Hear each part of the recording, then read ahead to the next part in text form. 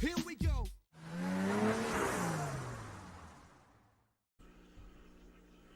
I'm thankful that we have this podcast, Stick Drift, and I'm happy to be with you on it. Noah, how are you doing today? Doing all right. Yeah, I'm very thankful and in the spirit of thanking, forgiving, or something like that. Yeah, just rolls off the tongue, huh? Yeah, we're recording the day before Thanksgiving. I mean, it won't be posted probably till after, but Yeah. we're thankful for a couple things, including our friendship. So, Yep. welcome to Stick Drift. I'm Power. He's Noah. You probably know this by now if you've been listening, and if you haven't, welcome. So, we got a lot to talk about. So, let's get the banter out of the way, I guess. I mean, I was before we start recording, asked you about Thanksgiving. Any other plans besides that? Just hanging out with the fam, pretty much. Yeah, pretty much just just trying to Not lose your hang mind. out. Yeah, not lose my mind. Yeah, I mean, my mind's emptied right now. I've drained Oh, it of like work and things purged. because I've got Sure. that long weekend ahead of me. I mean, I've Oh, already it's gonna be been awesome. yeah, I've already been. I'm getting caught up on Bleach, so like I'm just Oh, yeah, I'm just like new in the Bleach zone. or like New old Bleach? Bleach, Like you've new seen? Bleach. Oh, okay, so you've seen old Bleach. I have Oh not yeah, seen old oh Bleach. yeah. So yeah, yeah. There was a funny anecdote I heard about why he named it Bleach, and I forget what it was, but it was like it had nothing to do with the story. He was just like, "Oh, I wanted a title to capture people, so I'm calling it Bleach or Yeah, something." that Or he captures saw like people. some product. Yeah, Yeah, yeah. I mean, hey, it's a cool name. Bleach sounds cool. yeah. But then you watch the show, you're like, this has nothing to do with the cleaning product. Um, but yeah, yeah. So It's like in another the off game, week, Mouthwashing. yeah, actually, we will be talking about mouth washing as well. I mean, it is about mouth washing. A I mean, little bit, but not mouthwash. really. Yeah, I haven't finished. That is the game I wanted to really talk about here, and I just never, I could not, like, things were keeping me away from finishing it. I'm almost done with that game. Cool. Next pod, I will definitely have more to say because I'm enjoying it. Nice. Um, but yeah, anyway, the off week, we had a couple things go up. Yeah, So yeah, it you've was been busy. I gotta say. Yeah, no, I was very busy. It felt like more work than what we do for this podcast. It kind of became like a beast unto itself a little bit, my review of Silent Hill 2 Remake. I really enjoyed it. Hopefully we can add a link to my Substack on it. For people who like to read, want to read, and who can read, that'd be great. If not, there's a podcast portion up for you as well for your consumption. Yeah, It's that pretty link tight. should It's be on what the eight? podcast now, so to the Substack. Yeah, So, perfect. yep. Awesome, awesome. Yeah, it's been edited, sourced, all that stuff. Took me a while to do that too, but Nice. we get through it. It's pretty tight. What, 18, 19 minutes? It's not that bad. Yeah, I know that was real Um, concise. It was well written, I thought. So I'm a little bit biased, but Thank you. Yeah, well, no, I do appreciate the praise. Yeah, it's just one of those things where like it's nice to have the scripts because I'm just reading verbatim for the most part with some inflection. yeah, So I'm not. There's a couple points before I fully edited it where I kind of had to wing it, and you can kind of hear that in recording a little bit. But I think in general it comes off pretty organic. So I'm happy with that review. In short, I really liked it. Um, my history with the series is very minimal, and I had not finished the original, so I'm coming to this pretty fresh. Um, but yeah, in comparison, I've seen playthroughs of Silent Hill 2 and compared it to the remake, and I compared favorably with some good changes. So check it out if you really like to be spooked out because it's a scary game. I've got an iron stomach for this stuff, and it really it left me kind of hiding in a corner, so to speak. So nice. that was the first one. So I like that. I like that game quite a bit. And we're not scoring these, by the way. These reviews. These. What do we call this? The Final Destination. We did not Yeah, call. We did not rate this at any. I just highly recommend it. I think everyone should play it, and that's kind of how it's going to be going forward. When we yeah. play a new game, we're not going. We're just going to recommend We're not game or not journalists. recommend. We're just No, guys that like to no. talk about games, share games that Yeah, and we I think just are worth and sharing. So yeah, and ultimately, I just find scoring reductive because encapsulating a game with a number seems kind of silly to me. yeah, it's a Because work of there's art. there's yeah, yeah, it's art. And would you put a numbered rating on like a Picasso painting or something. Like that just People don't do that doesn't make any because sense. that's No. reductive. Yeah. Right, and it's not fully representing the full sum of its parts in a way where you can see it. I just feel like it's misleading. So that's kind of the gist of what we're doing for that. And then the second was kind of it turned out to be an even longer thing because it was a crash course on Assassin's Creed. I wanted to keep it as concise as possible, but when you're talking about the entire series and my exposure to it, it it was a longer thing than It I was wanted it pretty to be. I long. kind of, yeah, 2 hours sitting by myself. I kind of flew by because there was so much to cover. Um, but ultimately, I would want you to listen to the podcast. But if you want to get into Assassin's Creed, my advice, just straight out, you don't even need to listen to the podcast for this, but please do. It's play the Ezio collection, and if you like to kind of insert yourself into places, play like Black Flag or Assassin's Creed Origins. Those are good entry points throughout the series. And there's a couple other games in there too that you can kind of just dabble with. But it's one continuous story in some ways. I just don't feel like it's it's not as clear beginning to end where you should pay attention. So that's the TLDR. But please do listen to it if you have the time. I think I did an okay job. Yeah, it was Aside good. from saying in terms of a million times, I have to cut that out. That is like my favorite saying. So I said it like 45,000 times. And then when I brought it up in talking and reflecting about it, I was like, okay, I'm going to keep counting. Yep, I keep saying it, and I just sort of ignored it. So yeah, that's just something I need to shave down. But anyway, that was in the off week. We are past that. If you want to listen, please do on all of our services. So Yeah. yeah, that was our off week for the most part. New video games, new hotness. Let's talk about that TCG. Pokemon TCG Pocket. It's got us all by the nape of our necks. Every one of my friends is either playing this game, collecting this game, talking about this game. It's kind of it's a lot. There's a lot to talk about here. So we're going to start with the big boy that we both have played. So Noah, I got you into this game after much grousing. What do you think of it? I like it. It's fun. It's Yeah, it is fun. it's not a huge like time commitment either, which is what I like about it. I can just like boot up a game if I'm in like a restaurant waiting for my bill or something. I can just like boot Sure. up a game, do a match, as long as I play a quicker deck. No stall. But if I play something quick, then I can usually either lose or finish my opponent off pretty quickly. So Yeah. I've done a fair amount of battling, not as much as you have. You've definitely been laying it out there recently. But we went pretty hot and heavy this past week where we got a group of what, 4 or 5 of us in there, yeah, just on Discord, and we played until the wee hours in the morning. It was real fun.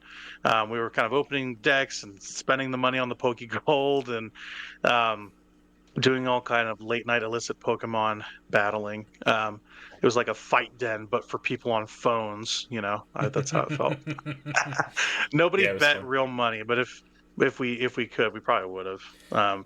But yeah, what's your favorite part of it? So the structure ultimately is that it is a TCG where you collect the cards, and then you can take those cards, build them into decks, and then battle with them. So for your exposure to it, what's your favorite part of the experience? Yeah, definitely the deck building and the battling is what I come to the game for. Like the artwork's nice and all, but Hmm. I'd say my TCG that I play for artwork would have to be Magic. Like in with Magic, typically I will build my decks around artwork. That is just how I play that game. So I have a lot of lower power decks in Magic because that game to me is ran by the artwork. Um, the Mm. mechanics are fine in that game. I like the mechanics in that game, but um, I just think that the game isn't as fun if you're not playing with artwork that you really enjoy. At least for me. So, whereas with Yeah, yeah, I can see Pokemon, that. I Hmm. like the mechanics of Pokemon to where I'm okay using like a Pokemon that I'm not huge on. Like recently, I started messing around with this Arbok and Pidgeotto deck. That one's pretty fun. Um, It's sort of a lockdown deck to where you get to choose what Pokemon your opponent has out at a time and lock that Mm. Pokemon in there so that they can't Oh, I hate really those do decks. anything. They're the worst. Those decks are the worst. Very controlling, Those yeah. ones, yeah, either the lockdown ones or the ones where they switch out. I hate those sort of mechanics where you're supposed to contend with those, and they're just trying to keep you on your toes. With Yeah. people that use those decks. So That's the that's type of tough. decks that I like to play, so. Well, I'm sure it'll be real fun to battle you again because I'm sure we'll get to it at some point. But yeah. As for me, in the artwork discussion, I do think the art is nice. It is Yeah. nice. It is well done. It's a preference thing for you for sure. And also, Magic has a lot more variety in its art. I mean, Yeah. it kind of takes from a lot of IP as well. It's not just like Magic. They have all Right. kinds of Yeah, currently they've yeah, got they've been really pushing the universes beyond, so it's basically the Fortnite of TCGs now, You can find right. pretty much any IP in Magic, but honestly, I prefer just like that original Magic IP sort of artwork when I build decks. Um, but I'm not against the universes beyond stuff. Like I own all of the every single one of the Hatsune Miku secret layer cards, for instance. So I'm not against the universes beyond. I just have ones that I like and ones that I'm not big on personally. So that's just how it is when you mash a bunch of franchises into one thing. Yeah, yeah. I mean, well, are you here to tell me that Hatsune Miku does not fit in the Magic universe, or She actually does it fit like a does glove? because she fits like a glove because of Neo Kamigawa. That block, she is when they used her as an advertising thing for Neo Kamigawa. They made like a whole song and everything. Um, but after that is when they started doing the actual cards with Hatsune Miku on there through Secret Lair, and that was quite a bit after that. It was at least a few months after that, but so all of that to say, Hatsune Miku fits into the Magic universe just fine. Oh, okay. Well, I'm as justified. somebody that is, oh, you're right. I'm not averse to either. I don't have any exposure to either. So Yeah. it's yeah, you would know. So I'm going to foreign correspondent Noah Reda about the Magic in Hatsune Miku vertical. I'm glad you can report from the ground. You're like an Anderson Cooper in Israel or something. Right. You're like from the front lines. Hatsune Miku got completely kiboshed by this Magic deck. Um, but yeah, going back to the TCG Pocket, the art is nice. The drop rates seem to be relatively good. They let you open a million packs at the beginning, and they even offer their like premium tier where you can open multiple packs a day or 2 packs a day for like the first like what 2 weeks or something Yeah, like two that. weeks So is free, and then after that, it's like $10 a month, I think. something which it's kind of honestly it's kind of high, but Yeah, there's plenty of, I think they set the money there so they know people will do it. it's Enough Pokemon. sickos are out there. Yeah, it's Pokemon. I mean, Yeah, it's the highest grossing IP of all time, so why wouldn't you? this is one of the I've most enjoyed well it. put together experiments they've done in recent years. Though definitely, I'm Hmm. really impressed Yeah. with how well the client looks, how it runs, how it is to navigate. So Yeah, it's very easy to get your head around. You yeah, think with something that had a lot of depth or a lot of a lot of peripheral stuff to it, it would be kind of hard to get your head around initially. But no, they tutorialize you in a good way for every section they're taking you to, yeah, and they're very brief, they're very concise. And also what I like is it's not very predatory when it comes to the microtransaction-y portion of it. It's very like, hey, you can open more packs, but it's going to cost you this. And the microtransactions are not that bad. The highest they would get is like $50 or something if you were to go crazy yeah, for Poke Gold.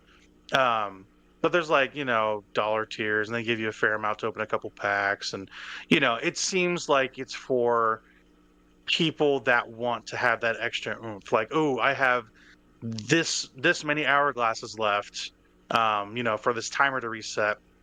I just need a little bit more gold. I'm going to spend 99 cents and get over the top, open a pack for the end of the night. Like that's fine. yeah. Like it doesn't even push it on you. It goes like, this is the store, here it is. You want it, you can have it. And I appreciate that Yeah. because a lot of phone stuff these days have been pretty nasty, especially with like Diablo Immortal and stuff like that. Those sort of things where they're very popular, they're very, they have their tendrils in you and they know they can milk you, I appreciate when a game knows they can and decides not to. Because Pokemon definitely is an attractive proposition. Yeah. So Yeah, yeah, no, I like uh, their the way they handle their pity system as well. Basically, yes, however much hourglass you use, or Pokegold, I think, you get pack points, and you can use those pack points to just straight up get the cards that you need for your decks.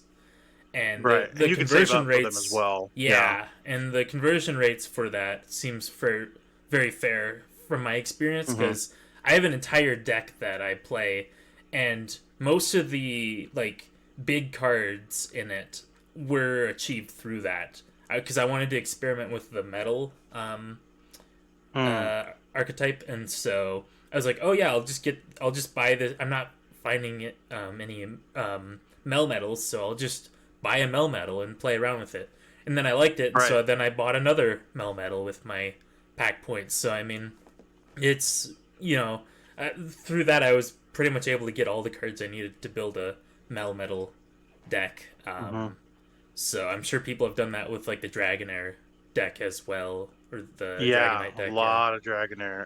The meta seems to be Dragonair, Dragonite, that sort of thing. That splash damage is pretty brutal because if you have the mechanic for Dragonite that I've encountered is if you have some cards in your field that are not your presenting Pokemon. So basically, the Pokemon that is in the attack square. So for example, there's a field where you have your deck to the right, you have your energy level to the bottom right, you have up to 3 cards in these reserve slots, and then one as an attacking Pokemon, and you can kind of move them at will, depending on energy, that sort of thing. It's very close to the card game, and the synergies with the actual video game is very present, and I think it's translated well. Using weakness against type and that sort of thing. But basically, that's the presentation of it. And Dragonite, if you have like basically 3 cards in your reserve, one in your attack, it'll attack 50 to like all of them if you hit a certain attack. And it's pretty brutal because some of the smaller Pokemon, the Pokemon that you have in reserve, don't have that much health. So they're just wiping your party. Um, if Yeah. they're an EX card, it's 2 points. And then if it's a regular, it's usually 1, and you only need 3 to win. So if you get a Dragonite out there after, leveling them up all the way, you can kind of blow through it in my experience. So it's been kind of brutal to contest with that. What about you? Like what's the card that's giving you fits and starts, I guess? Yeah, I've only seen the Dragonite deck a couple times, but usually I don't have too much of a problem with it with the types of decks that I've been playing recently. I'd say the decks that I see the most are the Charizard Moltres deck, Yeah, I've um, definitely seen that. the Articuno Starmie deck, and the Mewtwo Gardevoir deck, and the Pikachu Zapdos deck is really brutal. Yes. Yeah, I've seen Pikachu and Zapdos as well. That one has killed me multiple times. So there's Yeah, a that's meta out brutal. right now. I don't know. I don't know how they'll balance it. Are they going to balance the current cards, or are they going to, when they release new cards, make those counters? I They'll wonder. probably release new cards and make those to where they can go up to the power level that the current EX Mm-hmm. cards are. Because really, most of the meta revolves around those EX cards. It seems it's like the Mm-hmm. EX cards and Yeah. then Dragonite, and that's pretty much where the meta is. Yeah. Yeah, for sure. That's how it feels like to me in my whatever 20 matches played, something like that. So Yeah, I played a fair amount, not as much as you for sure, but yeah, it's been a good time. I've really enjoyed it. The collecting aspect is really my focus. I kind of in fits and starts battle people. I prefer battling people online rather than people I know because I don't know.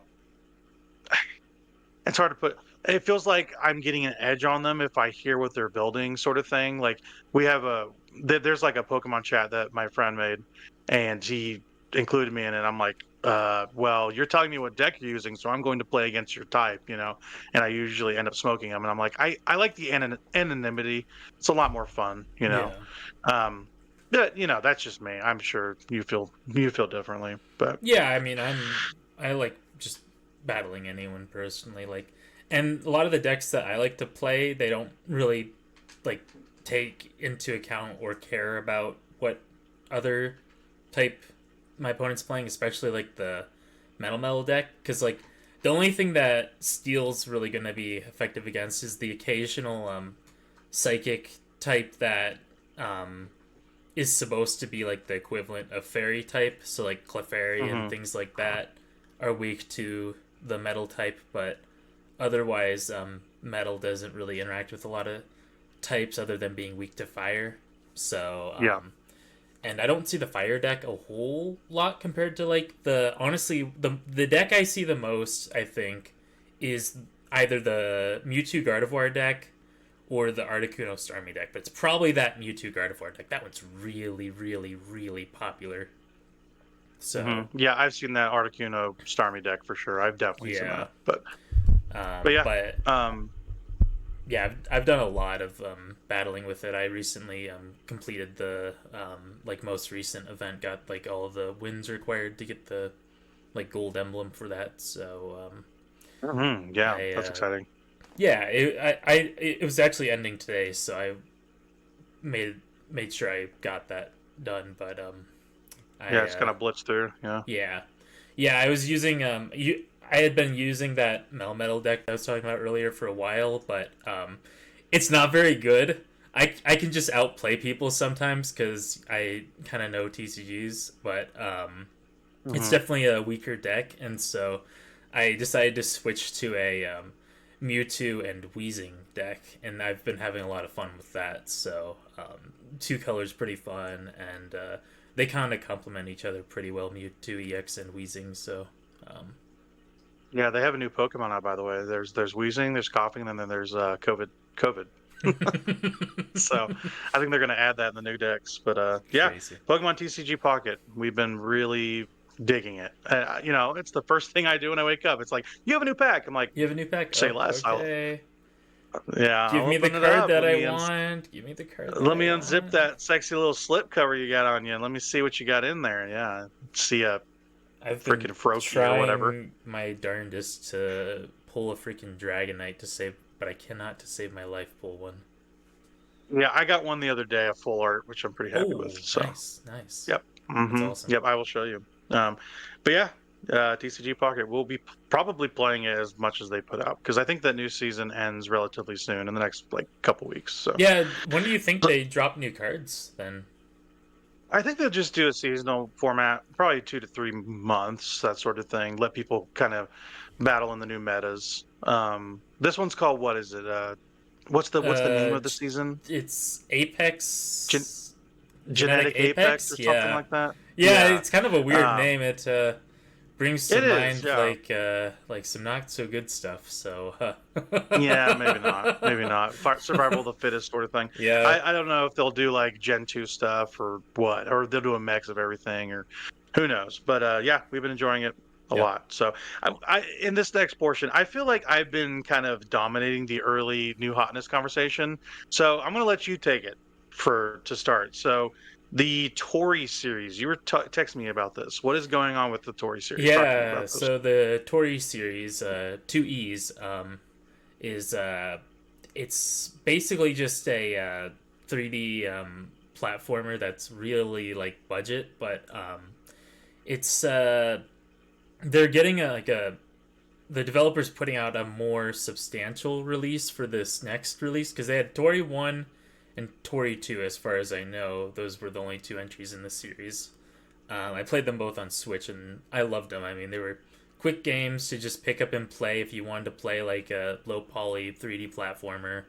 And yeah, they were just fun for fun's sake. But Toree Saturn is going to be releasing probably early next year. It was slated for release like December of this year, but the developer pushed it back because they were worried about quality issues. So that's respectable. I can always respect Yeah, that. for sure. So Yeah. Well, what does Miyamoto say? A bad game's bad forever. A good game's good. yep. As you know, whatever he says. Shiggy knows how to make good video game, so he's like, delay it forever until it is good. So Yeah. Or like what I'm down Reggie with that. says, if it's not fun, why play?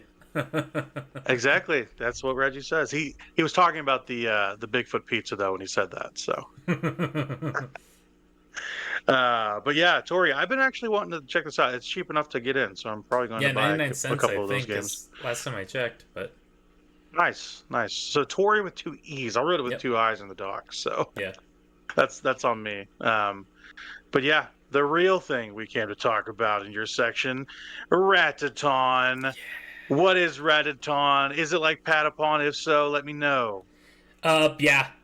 It, Yeah, it's basically. Patapon. It's by the same people, right? It's like the Yeah, same same people. Yeah, creators. Yeah. same creators, same artist. Gosh, I can't even remember his name now, but he does. He's been doing this.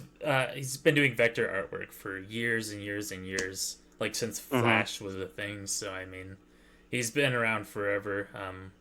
And yeah, he's just got a like wonderful style that he can do with vector graphics, which is typically used for minimalist sort of artwork. And I mean, the artwork is minimalist in terms of like shading and things like that, but in terms of like patterns and structure of the artwork, like it's really well done. Like it could give Picasso a run for his money, basically, sort of stuff. Yeah, So, it's like an abstract sort of feel, but it's distinct enough to be set apart, I guess. Like with the Patapon stuff specifically, it's not like monochrome or anything, but it's the main characters are like black and white, geometrically shaped yeah. characters, but each stand out in their own way. They each have a bespoke design, which I appreciate.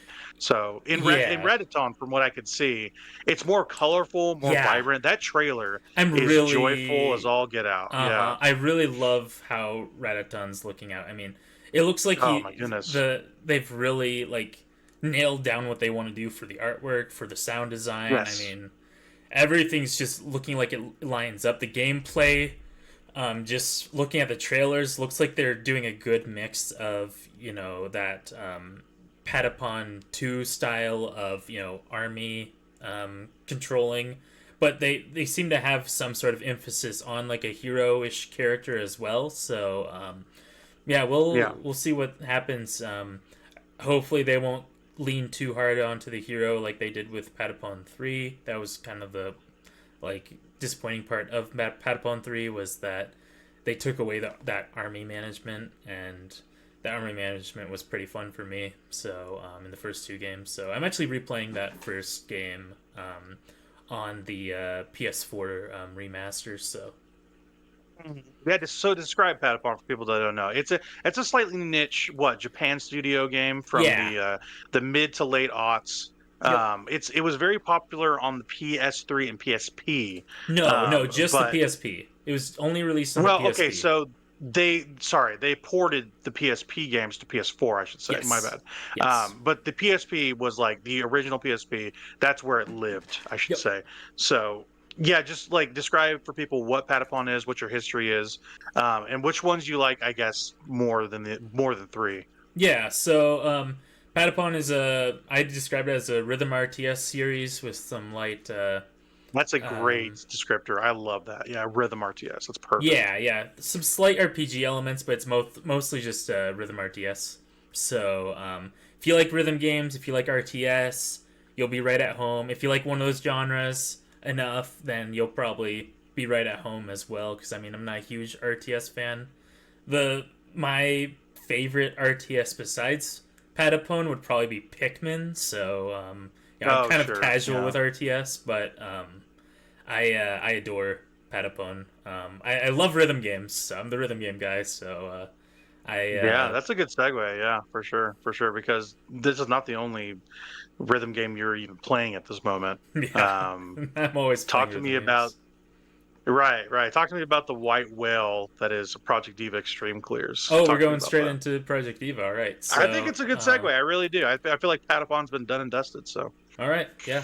Um, you might hear about Patapon whenever Ratatan gets closer to coming out. I might also put together like a dreaded backlog when I finish Patapon 1, just to kind of talk about it, because I want to talk in depth about Patapon 1 at some point, because I really adore that game. So that would give me a chance to beat it too for the first time. That would be nice. So yeah, okay.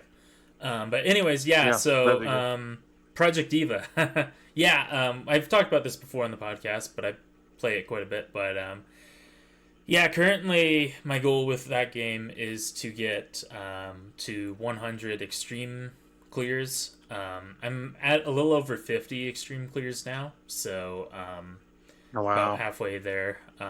So yeah, I've just been chipping away at it. I play heavily modded, but the mods are just like, fan charts. I can do extreme charts made by Sega just as much as I can do extreme charts made by fans. They're about the same. In fact, the fan ones are usually more difficult than the Sega ones, so it doesn't matter to me. But I'm also I also the Black Friday sale. I saw that Project Diva X for PS4 was on sale, so I went ahead and bought it on that console, even though I It's a already had it sickness. on Vita. But Yeah, it's a sickness. We must protect you from Hatsune Miku. She's infected your brain. it's just such a fun rhythm series. I forgot about the all the changes that they did between the Future Tone Mega Mix games and the older style with like X and F in the original series. There's like a lot more, I guess, game complexity that they just kind of took out in like Future Tone and in Mega Mix that X still has. Um, it's just like things like there's notes where you have to press the same direction with both your thumbs. Like you have to Hmm. press up and triangle or right and circle at the same time. They took those notes Oh, out. wow. The I will say the slides in the future games are better, I think, than the star notes in X, because the star notes in X you can just hit any direction, whereas the slide notes in the future games you have to actually hit the correct direction, right or left. You have to flick your control stick right or left, so it's a little bit better game depth. But the hold notes in the newer games, you don't actually have to hold them down if you don't want to. You just get more score if you do hold them down. Whereas the hold notes in the older games, you do have to hold them for the duration. Otherwise, you will fail to hit that note. So you have to hold it until it there's like a line that leads up to another of the same note, and that's when you release it. So Oh, yeah, wow. it's just a little bit that amount of different. dexterity. Yeah. Yeah. That's Yeah, I don't think I would be able to. yeah. I mean, I've been playing it for years, so I don't really have a lot of, it's just muscle memory at this point, honestly. Like, I just True. can boot up a new chart and be like, oh yeah, there's notes coming in from this direction, this direction, this direction, but the patterns are usually like mostly the same. If I see a Hmm. pattern that I haven't seen before, I'm like, wow, I've never seen them do that before. That's really cool. Usually happens when I'm playing like a modded chart and someone will do something really fancy and I'm like, ooh, I didn't know the notes could come in like that. That's cool. But yeah, it's fun. It's a series again that I'm pretty passionate about. I'll probably talk about sometime in depth, but Yeah, I was watching a video of just one of them. I don't know which one it was. I think it was just probably the one you've been talking about. And I was just like, oh my gosh, this is like making my eyes cross. There's so much going on. Um, it's one of those things where like if I wanted to engage, I feel like I would need that muscle memory. from playing back in the day, like you Yeah. have, to even grok what it's throwing at me. I can barely play like Theater Rhythm for Pete's sake. Like Theater Rhythm, Final Fantasy Theater Rhythm Yeah. is great, but it's very simple. It's like nothing like what you got going on, and I still have trouble You with should it. check It's out. basically like, Oh, good. sorry, it's basically just directional, and then whatever input. So Yeah. it's basically it's whatever button you press plus a direction, up and down sort of thing. It's mostly movement and timing. It's not focused on any button placement. So that's basically theater rhythm, and I can't even do that. So Yeah, you should check out Taiko no Tatsujin sometime. That's just a 2-button sort of rhythm game. So you're supposed to use like yeah, these I've seen that taiko on drums Switch. for that. Yeah, it's fun. Yeah, Taiko no Tatsujin. It's a That's good right. What is series. that? So what is that? What does that translate to? Do you know? I think it's Taiko Festival or something like that, or Taiko Tatsujin. Okay. Drummer, something like that. But yeah, it's just like a rhythm game about playing taiko drum, like the Japanese taiko Okay, so drums. Taiko's an instrument. I'm not. Yeah. Yeah, I Yep. didn't know that. Yep, it's a Japanese drum Gotcha. sort of thing. So yeah, it's Okay, pretty cool. fun Yeah. game. I like it because they've got the Vocaloid songs in there too. So a Sure. good Yeah. portion of the library is Vocaloid on there, but they've also got a good variety of just music. So it's fun. Mhm. A lot of game music in the more recent ones. So have like some Undertale stuff in there, stuff like that. Ooh, I love Undertale, so that'd be good. My exposure to Hatsune Miku is also very small, very little, very limited. Yeah, But I do like that Anamanaguchi song called Miku. That's a good song. I like yeah, that song it's quite a fun. bit. But yeah, I guess I have it. Excuse me, in order. What I want to talk about for my games, but I guess I want to talk about the one that we both have played, Mouthwashing. I have not finished it yet, which is kind of baffling to myself because it's not very long. How long did it take for you to finish it? Like a couple hours, maybe? Yeah, it was about an evening. I just spent an evening and just kind of went through the game, absorbed it as best as I could, but I was just kind of playing Yeah, it. it's not very long. No, it's good though. Yeah, It's a good it's experience. very good I think from it's what got I've multiple seen. endings, but I haven't bothered with any of the other endings yet. So Oh, does it? Okay. yeah, No, so it's an interesting phenomenon, this mouthwashing game. Um, I heard about it initially from you, and I'd seen it on Steam, and I was like, this looks cool. This looks interesting. I like that low poly horror aesthetic like you do. Very interesting to me. But there's an interesting phenomenon on TikTok about this game where there are people that like it's hard to know where this started. So there's this song called Headlock by Imogen Heap, who is the What You Say lady, if you've ever heard of that song from like SNL. Um, but she made this song called Headlock, and it's a bop. It's a banger. You guys should really listen to it. I would put it in the show if I thought I could get away with it, but I don't think I can. I think YouTube would sniff it out. Um, it's a really good song, really fun, really catchy. It came out like a long time ago. But anyway, it kind of got put back into the zeitgeist and made popular again by people on TikTok. And for some reason, it's been applied to mouthwashing edits for like, take responsibility, this and that, and they throw the song on the videos, the edits they make, and it's just really interesting to see like how one feeds into the other. Basically, people are cosplaying a game they've never played because they like the song. It's really weird. But my exposure to mouthwashing came, from you, and then going on TikTok and going like, oh wow, this seems kind of heavy. This looks like a cool game because people are editing snippets of some of the interesting stuff. Well, hopefully I haven't caught any spoilers. I don't think I have. It's more like vibe edits, sort of thing. They're like AMVs for people that like to dress up. That's basically what it is. But yeah, that's kind of my initial exposure to mouthwashing, and I was just like, this seems kind of heavy.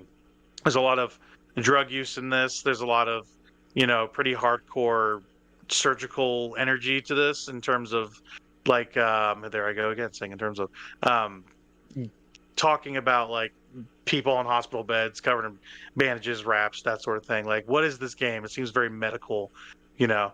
And in playing it's basically like a walking sim for the most yeah, part. In a good way. That can be a derogatory term, I think, a walking sim. But I mean this in a loving way because I like that it puts you front and center. It's a very very close game. The area you're traversing is like this freighter, this small ship, taking supplies. You don't find out what they are until later. Um, but it's very intimate, I would say. You only have a few crew members. It's like what, 4 or 5 crew members, if that. Yeah. Um, and the story is told kind of out of sequence, very Pulp Fiction like. It's not a linear story at all. It kind of hops around as it wants to take you. It's very dreamlike in that way. So you never know quite where it's going to put you, what you're kind of getting into. But as you play along, you kind of see the sequence of stories, the secret of the story play out, and you kind of get used to what it's doing. You go like, okay, this probably happened before this, and this is after this. So you kind of piece it in your head. You're playing some of the game in your head in that way, which I appreciate. I like it when games evoke a sort of mental aspect in you where you are thinking about it in your head and you're kind of playing the game in your head too. Like Outer Wilds does this. The Case of the Golden Idol does this, where you're not just playing the game, you're actually thinking about it as you play it. So from it doesn't seem very long. Mouthwashing. It's 1 to 2 hours sort of thing. I think I only got like an hour in it. Um, really liking it so far though. Like you said, um, very gross. Like content warnings like crazy. There's a lot going on in it. Pretty heavy stuff. Yeah, even the low poly Um, graphics won't save you from some of the gore. yeah, it's a very gory game. Like it's very squishy. Yeah. There's a lot going on. A lot of a lot of violence against other people, especially. And that's kind of the point of the story a little bit is, not knowing who to be able to trust, even when you think they're kind of your friend and they end up having interests that betray you. Yeah. It's a little more than that. I need to finish it to really kind of get my full thoughts on it. And I think by next podcast, I'll definitely have finished it because, like I said, not a long game. But Mouthwashing, really like it. I'm playing it on Steam since I got this new laptop. Um, it doesn't take much to even run. You can run it on a freaking phone if they put it on there. But I'm not familiar with this developer's work. Do you know this developer, Wrong Organ? I don't know them from I anything else. Yeah, I want to say that they've done a few other things. Let me pull something up here real quick. No, you're fine. Yeah, but while you're doing that, just mouthwashing in general, there's like a really good vibe of walking around corridors and hallways, very like Dead Space like. It's a sci-fi game where you're kind of space truckers, um, and kind of roaming around these hallways in the dark with like kind of after a calamity has happened has been a really interesting thing, especially since it is so intimate. Like I mentioned, there's only like what 6, 7 rooms in the game, like not that much. You kind of get the lay of the land pretty quick, but yeah. Yeah. No, I don't. I don't think they have one other game. It's How Fish Is Made. So that was like a freeware game that they did. Interesting. So they're pretty new. So Pretty new. That is so interesting. Like I find it's really funny, like developers that like make this innocuous game to start, and then they come out with a completely different thing that sets their like everyone's attention on them. I find that really interesting, where they go like, "Hey, by the way, we're here. Like, we're here to party," and people go like, "I didn't even know you were around, and you made a banger." So, yeah, Wrong Organ. Really like their stuff. I think the one thing that I would want from a sequel to anything that they do is just more of it. I feel like this game is very short, and they could have done a lot more with it so far. Again, haven't finished it, but there's a lot they could do. They get the theming really right, for what they're trying to set out to do, and I appreciate that it doesn't bandy your time around either. So yeah. so yeah. So I guess in your endings, do you feel like you got a satisfactory ending, or do you think that's not possible because the story's pretty heavy? The Please don't ending. spoil it. I'm just curious. Yeah, the ending I got was about what I not really like. I don't want to say expected, but like it's the sort of vibe that I got from the game. Like, yeah, this is about how this game is gonna, end. Like, Yeah. it was the sort of thing that I was like, yeah, okay, this is not expected, but it's like on brand, I guess, for the game. So That's very just what the ending I nihilistic, got. this game. Yeah. Yeah, very nihilistic, very negative, very hopeless. You feel, constricted as well because you're in a tanker that's like crashed for the most part, Mm. and they only have a little bit of supplies left, including oxygen. So it's pretty dire by the time you get into the game. But anyway, that's mouthwashing. Yeah. I will finish it This by next pod. I think it'll be good. So Yeah, the game kind of reminded me of another. I thought maybe the same developer had done these games, but they're completely different developers. But remind me of another game. Milk inside a bag of milk inside a bag of milk. yes, I saw this on Steam. I didn't know what it was, but you mentioned it in Yeah, I've passing a played couple pods that. ago. Yeah, I've played that one before. It's like a horror visual novel. Hmm. And it's real short, but it's again, it's cool. That one's the graphics are more like they're almost like old DOS PC like or like yeah, that's how I describe them as like DOS graphics. Okay, sure. Yeah, So but very limited graphics. Yeah. yeah, but it's pretty interesting. There was a sequel, but I never got around to playing the sequel to that one. But Milk inside of a bag of milk inside of a bag of milk. Is that what yeah, it's called? yeah, Yeah, that's an interesting title. I don't think anybody. I think the SEO on that is probably like that game only. So, yeah. um, but yeah, since I got this new computer, I've been kind of playing Steam games, honestly. Another interesting one I played is called Arctic Eggs. Have you ever heard of this game? No. It is super weird. It's super weird.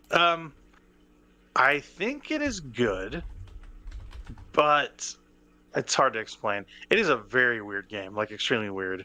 It feels like a dreamlike game. Like it feels like you were dropped in the middle of a dream and told to walk around and interact with it. It takes place in like this sort of Russian gulag, as far as I can see. You start kind of in this dark room surrounded by chicken cages with chickens in them, and a guard that gives you a pan and says you basically have lost all function except for being able to walk, smoke a cigarette, and fry with this pan. So get to work. You're the poultry prepper now. So you are making eggs for people. It's very weird, and it doesn't make a whole lot of sense. It feels like have you ever heard of jazz punk, for instance? Um, like the genre? No, there is a game called Jazz Punk. So Jazz Punk is a very abstract comedy game, and this feels akin to that. If you haven't played Jazz Punk, play it. It's excellent. A lot of fun jokes in that. This one doesn't seem like jokey, but I compare it to that because it's a first person, you know, oddity. That's kind of the best way I could put it. It's first person. You are literally going up to people and frying eggs for them, um, preparing them in whatever way they'd like, and you can only move from section to section of this like high rise gulag um, by making what they want. So the setting is this gulag. It's very odd. The way they talk to you is super weird. It feels dreamlike in a way where they are not talking, they're not speaking sense. They'll say some weird stuff to you, like you'll go up to a guard that wants you to make a specific egg, and he's like, my girlfriend left me, I hate everything, make this egg. Like random stuff, like it doesn't make any sense at all. Yeah. And you're basically frying these eggs in this pan with the mouse, so it feels like quap cooking. It feels like quap where you are, it's very physics based. You're flipping this egg. You fry one side, shake it around a little bit until it pops and says, "Hey, this side's done." And then you tilt it to the edge of the pan, flip it. It's very co-op in that way where it's super jank, but it's you can use the scroll on the mouse to kind of move up and down and get a different handle on the pan. But that's all it is in terms of like gameplay for cooking an egg. And then later, as you kind of traverse this gulag, people are throwing bullets in there to pop your eggs out, roaches that try to skitter off your pan. So there's like different mechanics to like keep everything on the pan and keep your food cooking. It's a really weird game. Really weird game. I don't think there's really any story to it. It's very odd, very abstract, very obtuse. but I'm liking it. It's very weird. I need to finish it. I don't think it's the longest thing in the world. I sat down in spurts, kind of on breaks at work, and it was like maybe an hour, and I'm about halfway through. So I think it might be a mouthwashing situation where it's pretty short. But I think to finish the game, you have to cook eggs for 27 people, and I've done about 15, if that says anything. So, and to check how many people you've cooked for, you smoke a cigarette, and the cigarette will tally how many people you've That's cooked for, funny.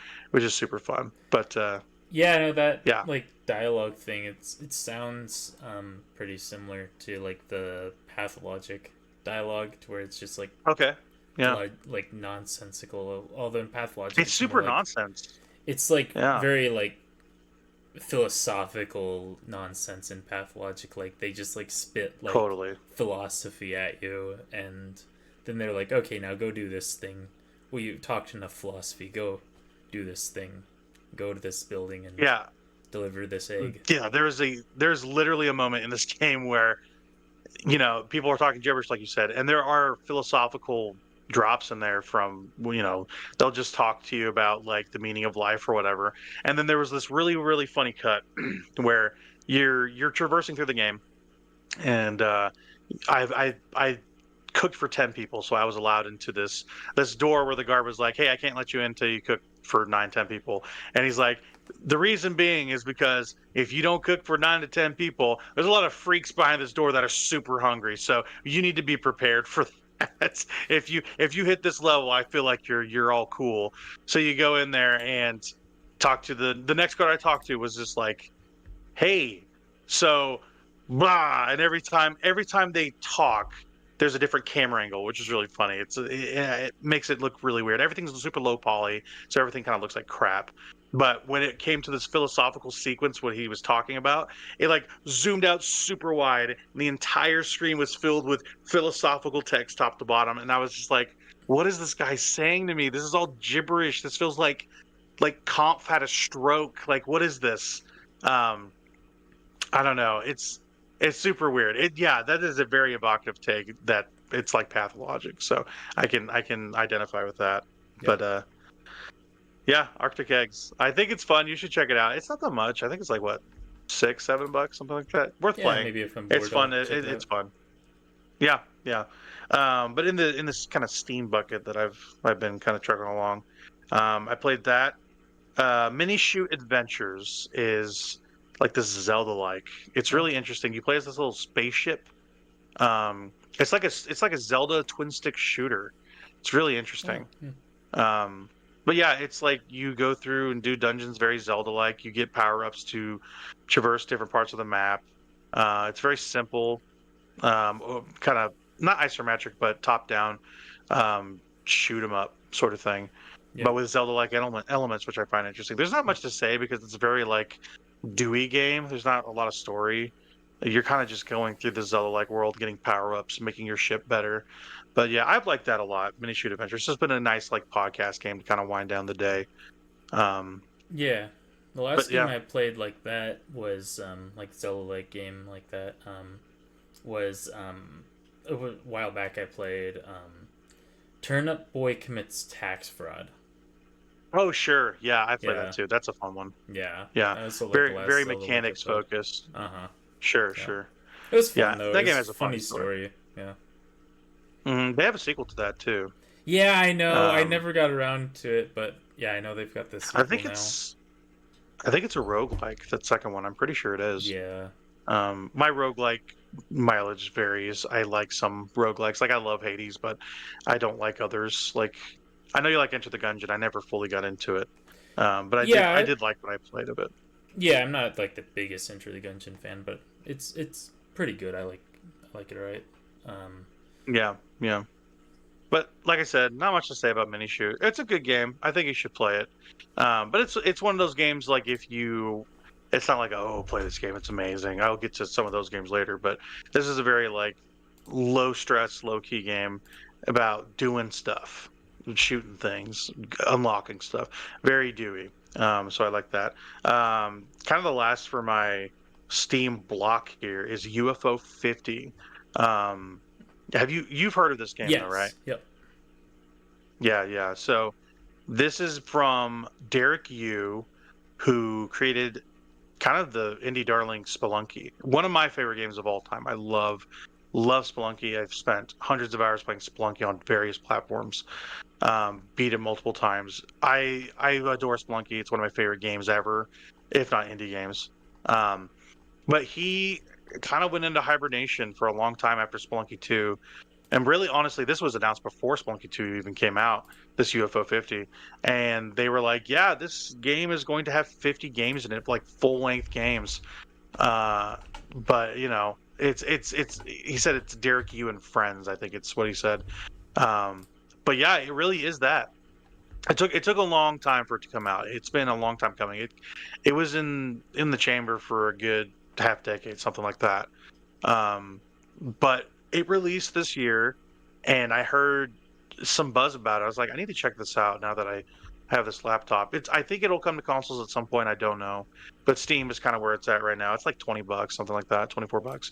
But yeah, it's 50 games, full games from indie creators that they kind of just lumped into this kind of package, where the premise is that, like, hey, you are playing the remnants of this old company, this old defunct video game company's games. Like, this is their catalog. And it's basically just 50 games splayed out for you in this tile grid, and they're covered in cobwebs, which is a nice flavor. But every game is made by, as far as I know, like a different person, if not like a different game entirely. So there's 50 different games. I've only dipped into like 2 of them, but the one I played was kind of a clicker called Pilot Quest. That was really fun, and apparently that's an idle game that you can keep running as you play other games and get sort of currency to kind of come back. It's based off your system clock. I played that, and I played Warp Tank in the compilation. So I don't know everything to it, and I don't know if there's like a hidden game, like a 51st game. I've heard rumors there might be, but it's really cool. If you want like bang for your buck, UFO 50, that's the one you should do. And it's from the guy who made Splunky, so you know it's going to be good. Yeah, you're But yeah. just what you're describing with like the collection of games. You know, you're just making me think of Retro Game Challenge, one of my like darling games. Oh, sure. So, Yeah. yeah, maybe it'd be something that I'd like if I gave it a shot. But Yeah, and it's like I said, it's your mileage will vary depending on one game. Like, you're not gonna like one genre to another. Yeah. But from what I played so far, it seems like it's very hefty, very like they are full games. Maybe not like the longest things in the world. But they're 50 full games, like ready for you to go. And I don't know how many people this was made by, but it had to be under 15 to 20. Everybody kind of touched one game or two. So basically, as far as I know, Derek Yu just had people go away for a few years, make something, and then drop it in this game, lightly editing them, which is really cool. It has kind of like a cohesive art style for the most part, because it feels like it comes from like basically you're playing on this abandoned console that this company produced. Like an indie company produced a console and a library. Maybe not the console. They developed for this console strictly. It's called like the LX something something something, some numbers. yeah, But they have like this whole fake history for it. And when you look at a game, and like at the beginning of the top, it goes like, "Oh, this is our first game." This one's like, "This is the last game," and then we went defunct. You know, so there's like this fake history they've made with it, which is really fun. So that story reminds me of that portable that came out, I think, fairly recently. There was like an indie portable handheld system that had a crank on it. Yes, the What was oh the my thing gosh, what's that called? called? It's from Yeah. Panic. The company that made it is Panic, but I'm blanking on the Whatever name of happened the to that console. thing? Do they still support that thing, you think? I believe they do. So the the whole thing with that console, and I got to look up the name. Um, Basically, it's like this crank thing called the Playdate is what it's called. Yeah, the Playdate, yeah. Yeah, and so when you bought a Playdate, it kind of released games on a time schedule. So every time you would get the console, it would start kind of day zero, and as you played along, you would have games released to your console. Um, your console is basically time gated to receive these games. I think you can download them off of the internet or off of like maybe you played it itself, but you would get installations of these games and play them, and they were all unique things that incorporated the crank or the small screen or the buttons. Very light, very easy games Yeah. to play. But yeah, it feels very similar to that. The crank was for also not just gameplay though; it was also used for actually charging the console, right? It was like a That's right. Yeah, a little bit console or something. something like that, I want to say. But yeah, it's this little tiny yellow console. It's very interesting. It's more like a toy than anything. Like it's not really a console. It feels like a toy. But it's like a Nintendo like Game Boy like screen, right? Like that Yeah, LCD, it's very similar. Yeah, monochrome screen. So if I remember, yeah, right. it's black and white monochrome, Yeah. like you say. With the crank on the right side of it. Yeah. D-pad, 2 buttons. I mean, it's really bare bones. Yeah. It's a little pricey, that Playdate. It's like $200 or something. Yeah. But for what it's you like described as like more like a toy, but maybe that's a little bit reductive. Yeah. Maybe it's just more of like an experimental art piece. Maybe that's a better very way experimental. of putting it. Yeah. But I think it's open source as well, so like people can just develop whatever they want for it. Yeah, so I don't want to write it off, but it's definitely probably not something that I'd be interested in. But you just reminded me of it when you were talking about indie game console. So yeah, so it's interesting too that talking about the Playdate. I mean, there's a couple big creators on it, including Lucas Pope, who put out a new game on it, who did Papers, Please, and then Return of the Obra Dinn. So like he put out his new game on Playdate, which is really fun. And that guy just makes nothing but good games with those previous ones I mentioned. But yeah, the Playdate, very interesting. This feels very similar to that, where it's like a small library for this defunct console that you're playing, UFO 50. I really like it so far. It's going to take me a while to kind of peruse through all of them because there are 50 games on this thing. But yeah, from the 2 to 3 I played what? Actually played 3. Bushido Ball, which I didn't love. It's basically just a Windjammers with Samurai. If you've heard of Windjammers, you're kind of like fighting back and forth, juggling this ball, very volleyball-like. And then Pilot Quest and Warp Tank. Warp Tank, you just literally warp from ceiling to floor. It's a 2D side scroller. So I don't know how deep those are, but yeah, do they have like a 8-bit JRPG offering? They do have a JRPG. I don't know where it is, but I have heard that there is a full RPG in this, which is super cool. I love stuff like that. That's my draw to retro game challenges. That JRPG in there. So yeah. They do have a full RPG. I do know that, but I don't know which one it is. Yeah.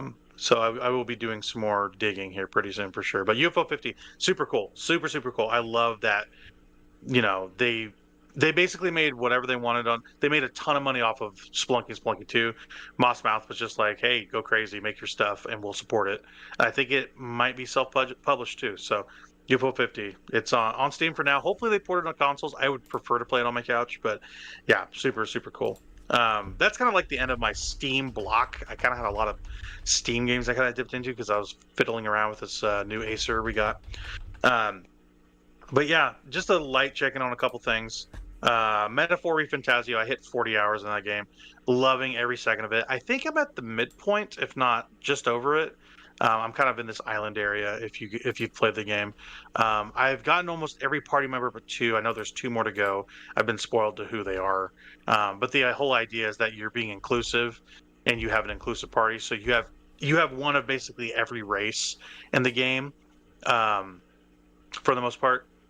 So I basically have all of them up to the last 2 races I have not gotten. So super good. The story just keeps building in a great way. Every character has so much depth. My favorite is Heisme, that little guy I sent you. He's kind of like this white rabbit bat guy who's this like samurai ninja. His voice acting is so good. It is a crime at the Game Awards he did not get a nomination for his performance. It is so good. I think those awards specifically, and we can get into it at some point, are skewed towards more motion capture, which is unfortunate. But the voice acting for Heisme and all the cast is really good. It's not like typical anime or even Persona voice acting. It feels very, I don't know, it feels very earnest and its delivery, and I really appreciate that. Metaphor of Fantasio, not my favorite game of the year, but it's getting closer and closer to Balatro as I play. So check in on that, which is really cool. Hopefully you play that at some point, Noah. Um, but Yeah, another one I'll I get around to it. touched.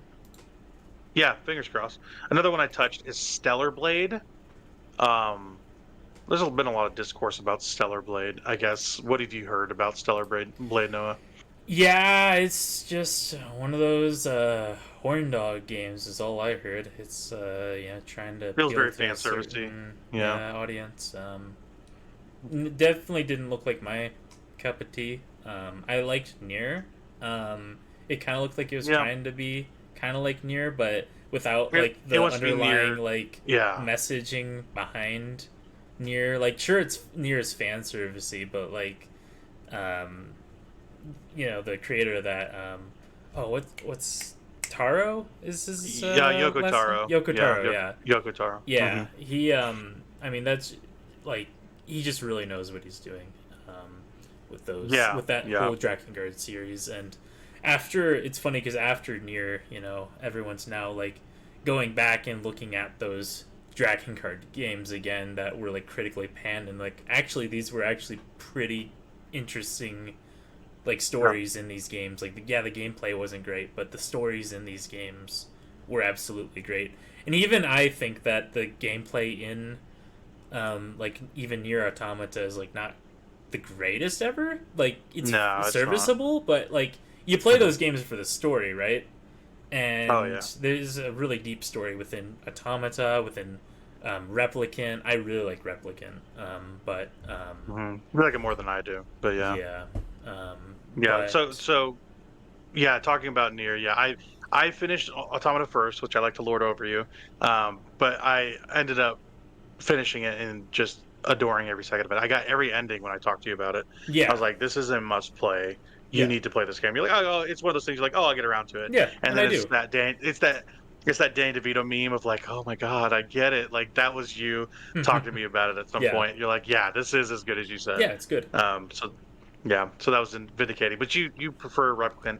I still never finished it. I need to go back to that at some point. I love that. But game, man. anyway, yeah, Stellar Blade wants to be Nier so bad, it hurts like so bad. It feels like those people, every person on that team, play that game. And it's taking the parts about Nier that I don't like, which is the fan service, and like ratcheting up and making it kind of the point of the game, which is fine. Like, you can make your lady sexy in your game. I don't care. The jiggle physics are there if you want it. It feels like it's for sickos and pervs, and also people that like Devil May Cry, and that's fine. It's super fine. It feels like the most 7 out of 10 thing I've ever played. I haven't finished it or anything. I'm only about an hour in. It seems totally serviceable, totally fine. It's fun to play for the most part. I don't think it's got a very parry forward fighting system, very akin to like a Nine Souls we'll talk about, or Sekiro. But I don't think it's as tight or as fun or fluid. And it feels pretty easy so far. I'm just kind of mowing through people, even on my lower capabilities for my character. But yeah, it just feels like it wants to be Nier, a very flashy, very sexy Nier. And I don't know if I like that because I prefer original Nier personally. So yeah, that's yeah, Stellar Blade. I touched it. I don't know how much more I'll play of it, but I got it on discount. It's not like crazy expensive or anything. That was but- supposed to be one of those killer apps for the PS5, right? Was Stellar Blade? Yeah, and it's one of the larger games for it, Yeah. I would say.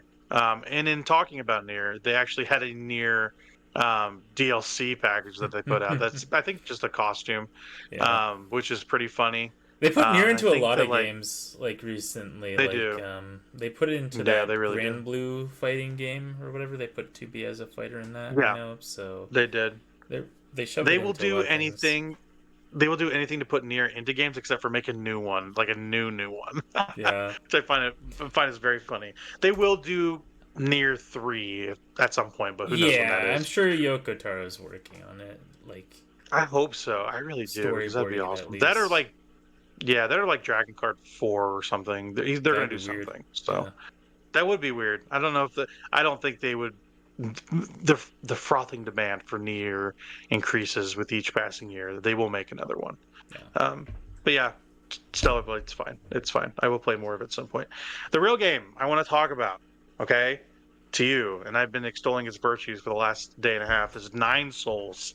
Nine Souls is such a club Well, banger. I so love this is game. this like Dark Souls 9? Because we missed a few Dark Souls games, if so. Okay, it's not even spelled the right way. It's SOLS, so Nine Oh, my Souls, like bad. sun. And when you play Nine the game, you'll Suns, figure it yeah. out. Yeah, so there's like the antagonists of the game are called the Nine Souls, and the denizens of the world you're living in are called Solarians, like for solar sun people, which is interesting. Um, but this game totally whips. It is the most engaging combat system I've played since Sekiro, and it's good immediately too. It does not waste time giving you at least the early tools for you to use. Like they really give you everything. They give you a grapple immediately. They give you two or three parries. Like they have their version of a Mikiri counter from Sekiro, which is like this unblockable attack that you can jump over and parry on top of an enemy. The the real thing about games that are parry focused are they have to be tight, they have to be crisp, and this game really gets it, and it feels good every time. And there's a give and take. I compare this a lot to Sekiro because it's very specifically Sekiro coded in the way where there is like a there's like a posture gauge, which your posture gauge is your health. It's really very Bloodborne-y and very Sekiro like, and like you can kind of get this rally back where there's like a chunk of your health as you get hit, it kind of depletes. But if you let it sit for a while, you will restore up to a certain point. And it's not like a I hit this enemy and I get this health back. But if you are executing well, your health will just restore on its own, which is really fun. It'll keep you in tougher fights as well. But the parry is just so crisp. You are blocking, and there's a good like chime and flash for when the enemy is going to. It's like a glint of their weapon. It's a good tell for being able to parry and then counter. There's Yeah. a good counter in the game too, where if you parry enough attacks, you get this like this one hit kill move for lower enemies. It's like this Naruto like throwing the paper on the enemy and kind of switching spaces with them and blowing them up. It's really, really sick. I am playing on PS5. It just came out, but it's been on Steam, and I played it on Game Pass as well too. I'm playing it as much as I can. Besides playing Metaphor, it is so good, that Yeah. combat. It is immediately fantastic. So when I mentioned it to you, did you know anything about it? Yeah, I had a friend who actually played through it, told me that I'd probably like it. They Oh played it yeah, on for sure. Steam when it came out on Steam, but Right.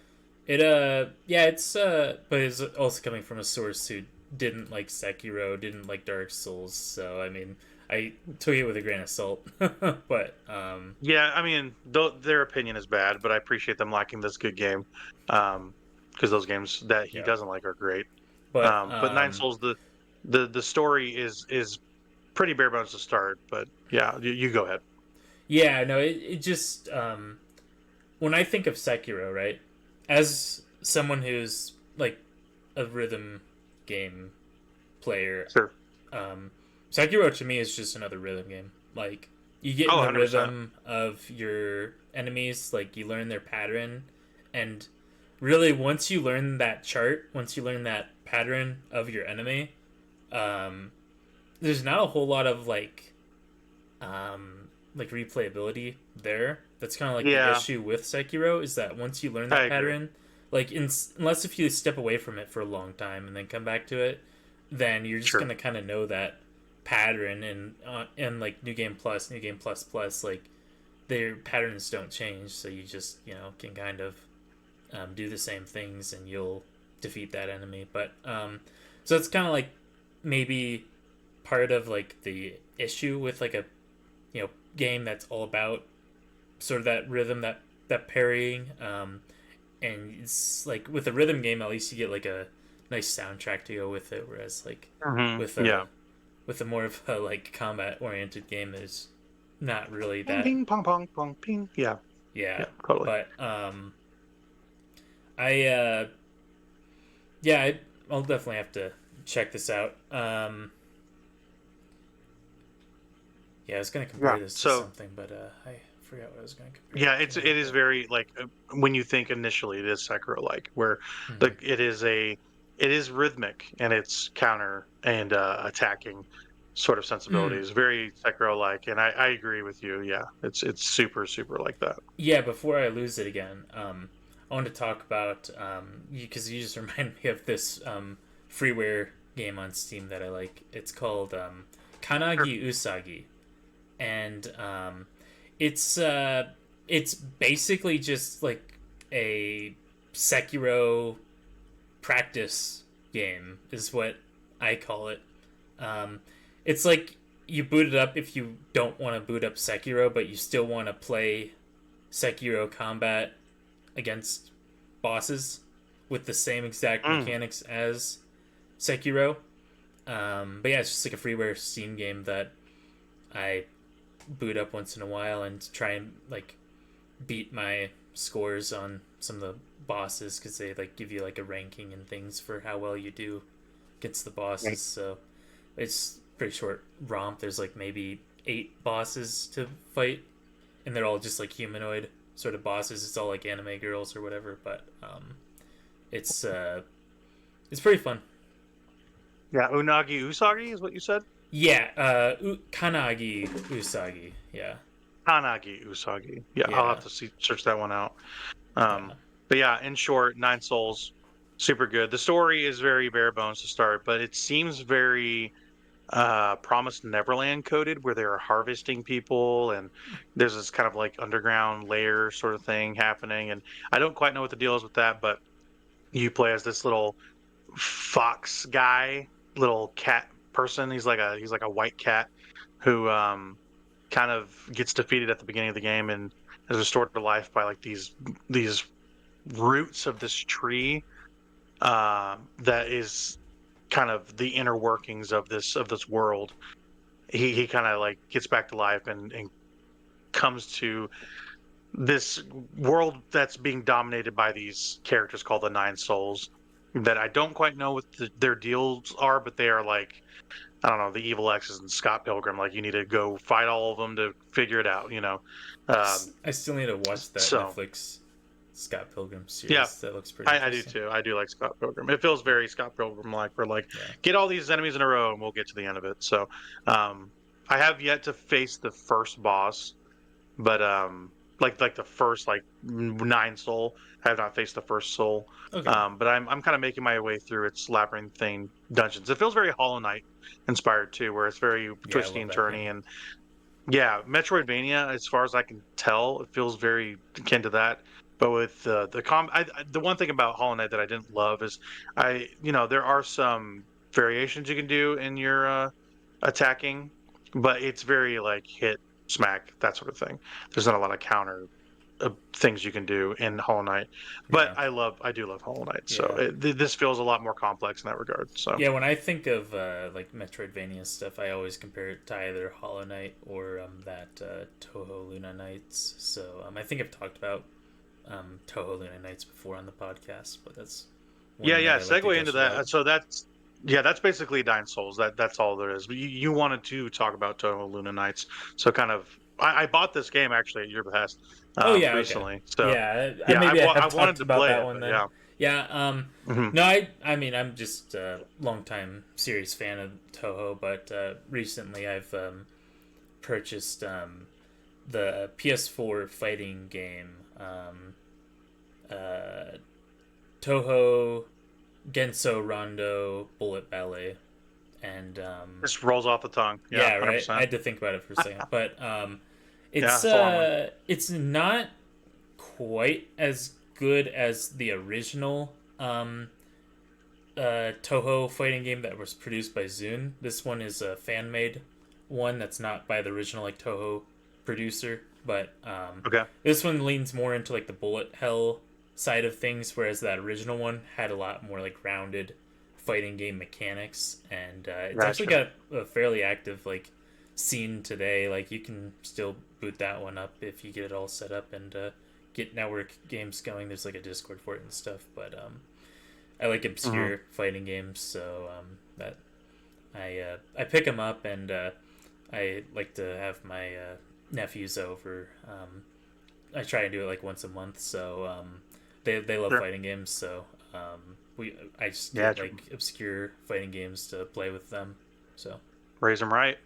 Play Sonic the Fighters with them and let them fight as Polar Bear. Oh, they love Sonic the Fighters, absolutely. Yeah, we play that a lot. That one's a hit. So that's funny. It was actually made by the Virtua Fighter people, that Sonic Fighters, which is really fun.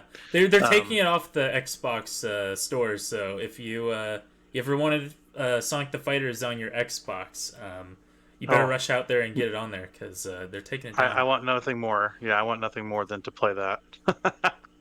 It's a good game. But it is actually a good game. We have had some fun times playing Sonic Fighters. But yeah, the Poler bear, for those at home. They didn't know how to spell polar with an A. We do love that guy. He does like a mean belly flop, which I remember. Yeah, you played him a lot. You were really good with him.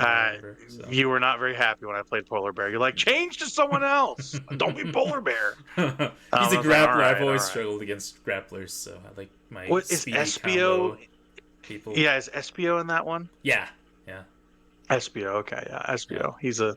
I like SPO. He's like he has like a tongue punch in that one. It's really awkward. He does. Yeah, he does.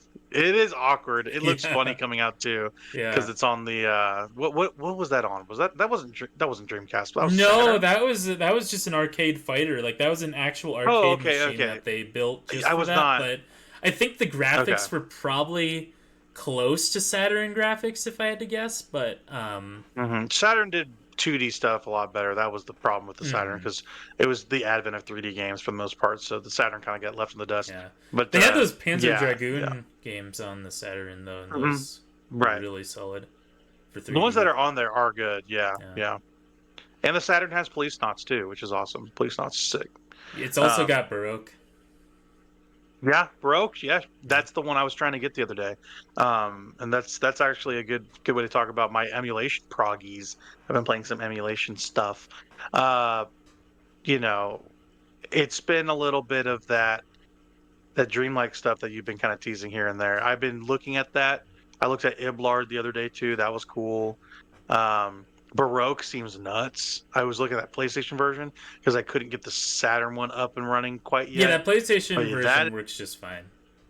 Yeah, I hear the Saturn version is the best. That's what you said.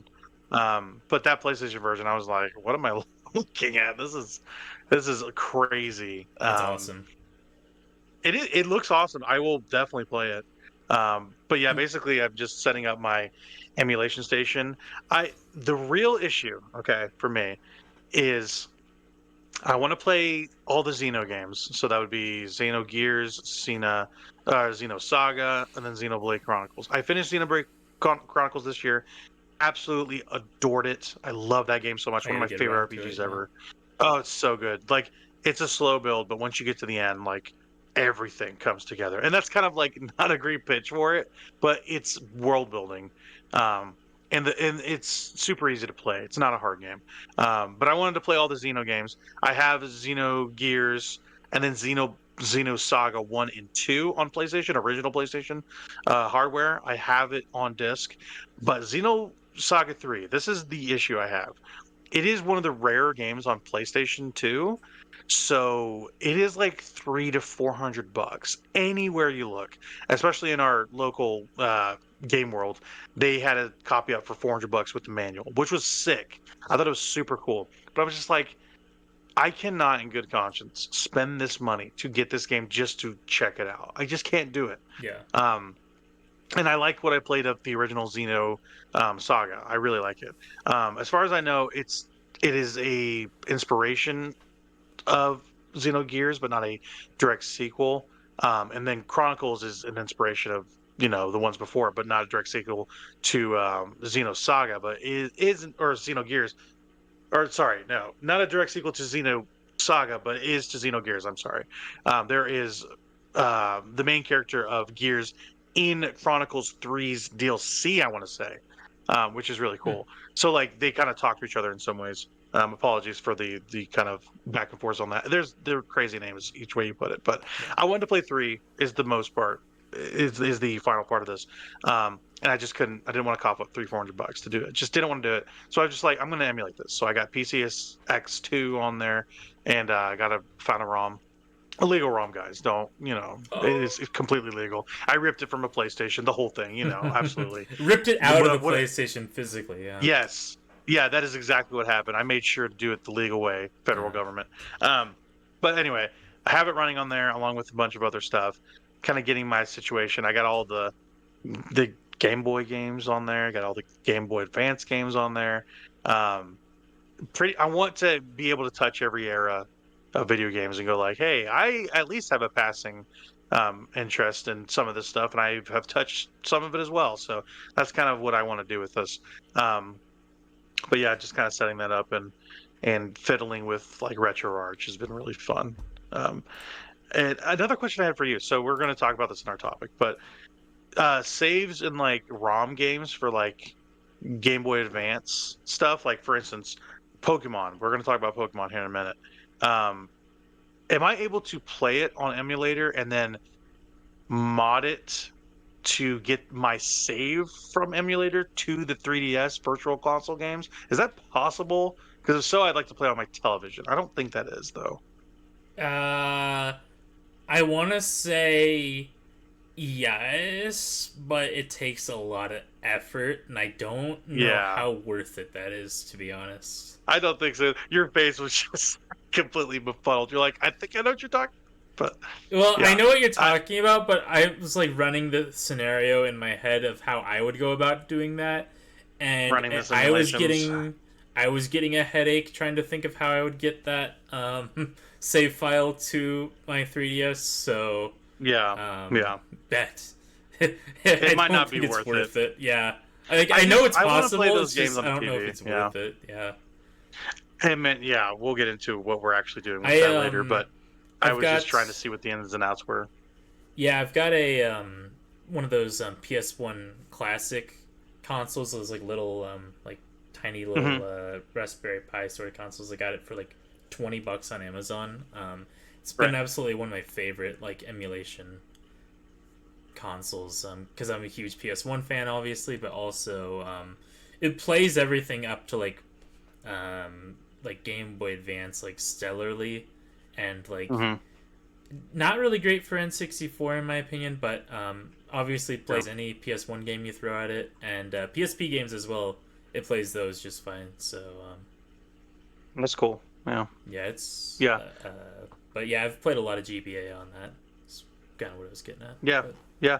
So I don't want to intro this because you kind of want to make it your thing for sure. But for your odds and ends, what do you got? Odds and ends. I've been messing around with League of Legends again after watching Arcane. Foul. I downloaded it too because my will is not strong. So yeah, I mean, I will check it Singed out, was cool in Arcane, so I'm like, yeah, I'll see how he plays in League, and he's actually kind of fun to play. I'm not very good at the game. No spoilers. We're like 4 episodes into this new season, we're making our way. But no, it's a good show, and the game, it's an okay game. It's kind of fun sometimes, but everyone who like is playing that game probably knows what they're doing better than I do, unless if they're an Arcane noob like I am. So almost certainly, a lot of blueberries, I'm sure, coming to the game after watching the show. Right. Yeah. But it's a passable game. I mean, it's fun with friends. I've got friends that are like longtime fans of the game, so I'll just hop on with them, and they'll carry me, so it's all good. But, sure. I should play with you guys too. I should. Yeah. But that'd be good. The other odds and ends, just playing Pokemon. I've played quite a bit of it recently. I played through Crystal all the way through the Champion at least, so that I could get to that Celebi event on the 3DS. So I'm right at that Celebi event now on the 3DS. But I'll probably try and shiny hunt that Celebi at some point, so that'll be something that I just put on like an anime or a podcast or something, just go at it. But yeah, the so that was a good experience. So that holds up real well. It's a great Crystal's game. the best Pokemon game in my opinion. I just love that gen. Yeah, that's the Gen 2 best. is Crystal, just awesome. oh, it's so good. I've beaten Crystal twice, and I'll probably do it a third time to get Celebi again because I've been kind of like messing with my 3DS, and I lost one of the saves, which was heartbreaking because I put like 50 hours into one of the slaves. Yeah. But it's an excuse to play it again because I love Crystal. So Have you played through Pokemon Black or White before? I have not. Okay. So let's just get into it. So we are doing a thing. We don't know what form this will be necessarily. We're kind of discussing that, but we have both wanted for a long, long time, and just talking about Pokemon, being fans of it. We want to 100% at least one version of every gen's decks. Yeah. So, for instance, in this case, we're going to do Gen 1 first. That's That is probably the first one we're going to easiest do. one to tackle. So yeah. Right, and there's not that many Pokemon in that one. Yeah. We basically wanted to make it as organic of a trading and playing experience throughout the gens as we can. And there might be some complications that arise in that. That's fine. But we both have Game Boys. We both have Game Boy Advances. We both have DSs, 3DSs. Like, we are ready to do this. Yeah. We finally have lived enough of our lives to accrue these things. So we're starting top and going forward. So we're starting with Gen 1. He's taking red, and I will be taking blue for Pokemon. I don't think we're going to do yellow. There is some differences in that. But the idea is that we are going to just do every gen's decks 100%, at least for a version. So, yeah, basically. So we're starting with Gen 1. Far into Pokemon Red. I'm in Lavender Town right now in Red. So okay, yeah, for sure. So I was gonna admit I never played original Blue. I played Fire Red when I played Gen 1. Okay. Which I love that version. It's so good. Yeah. I mean they gussy it up, make it look beautiful. Oh yeah, I love that version. That version introduced so me to Pokemon, like the main series same, Pokemon. Same.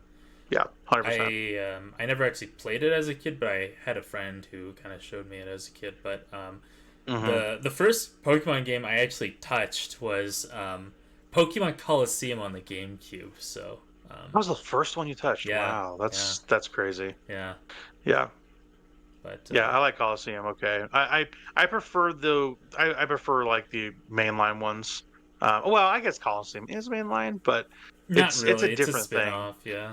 But yeah, it's like a consoleized version of it. It's a different thing. It's weird, yeah. But it has a lot of people. It has like a lot those. of Pokemon in it. I think they're good. I think it's just got that GameCube-itis of the like they go all in on the animations, but because of that, it takes forever to do anything in that game.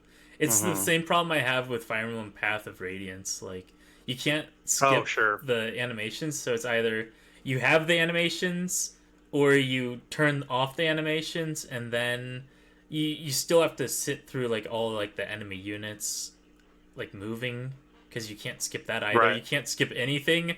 And as somebody who got into the series with the Game Boy Advance games where you could skip literally everything, it's like it's like, oh man, I have to sit through all this. I can't just hit skip and go to my turn. Like, come on. So yeah, I mean that's kind of what you have to do if you're playing a lot of old Pokemon too. Is you just need to go like, I'm going to button through this because I want to do my thing. I don't care what this monster's doing to me. I really don't. So. Yeah, even with like Crystal, that's kind of what I did. I just like caught like 2 or 3 Pokemon, and I just like went through the whole thing with like an Onix, Typhlosion, and a Suicune. So yeah, it's super easy. Like, you don't even need a big party. You can just blaze through it.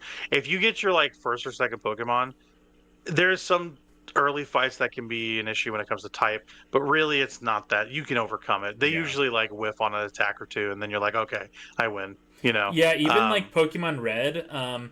So if you play Pokemon Red, right, or Blue, and you go with Charizard as your starter, you got to do a little bit of grinding because every single early Pokemon that you can catch is going to have a rough matchup into Brock, right? That first gym leader. But Right.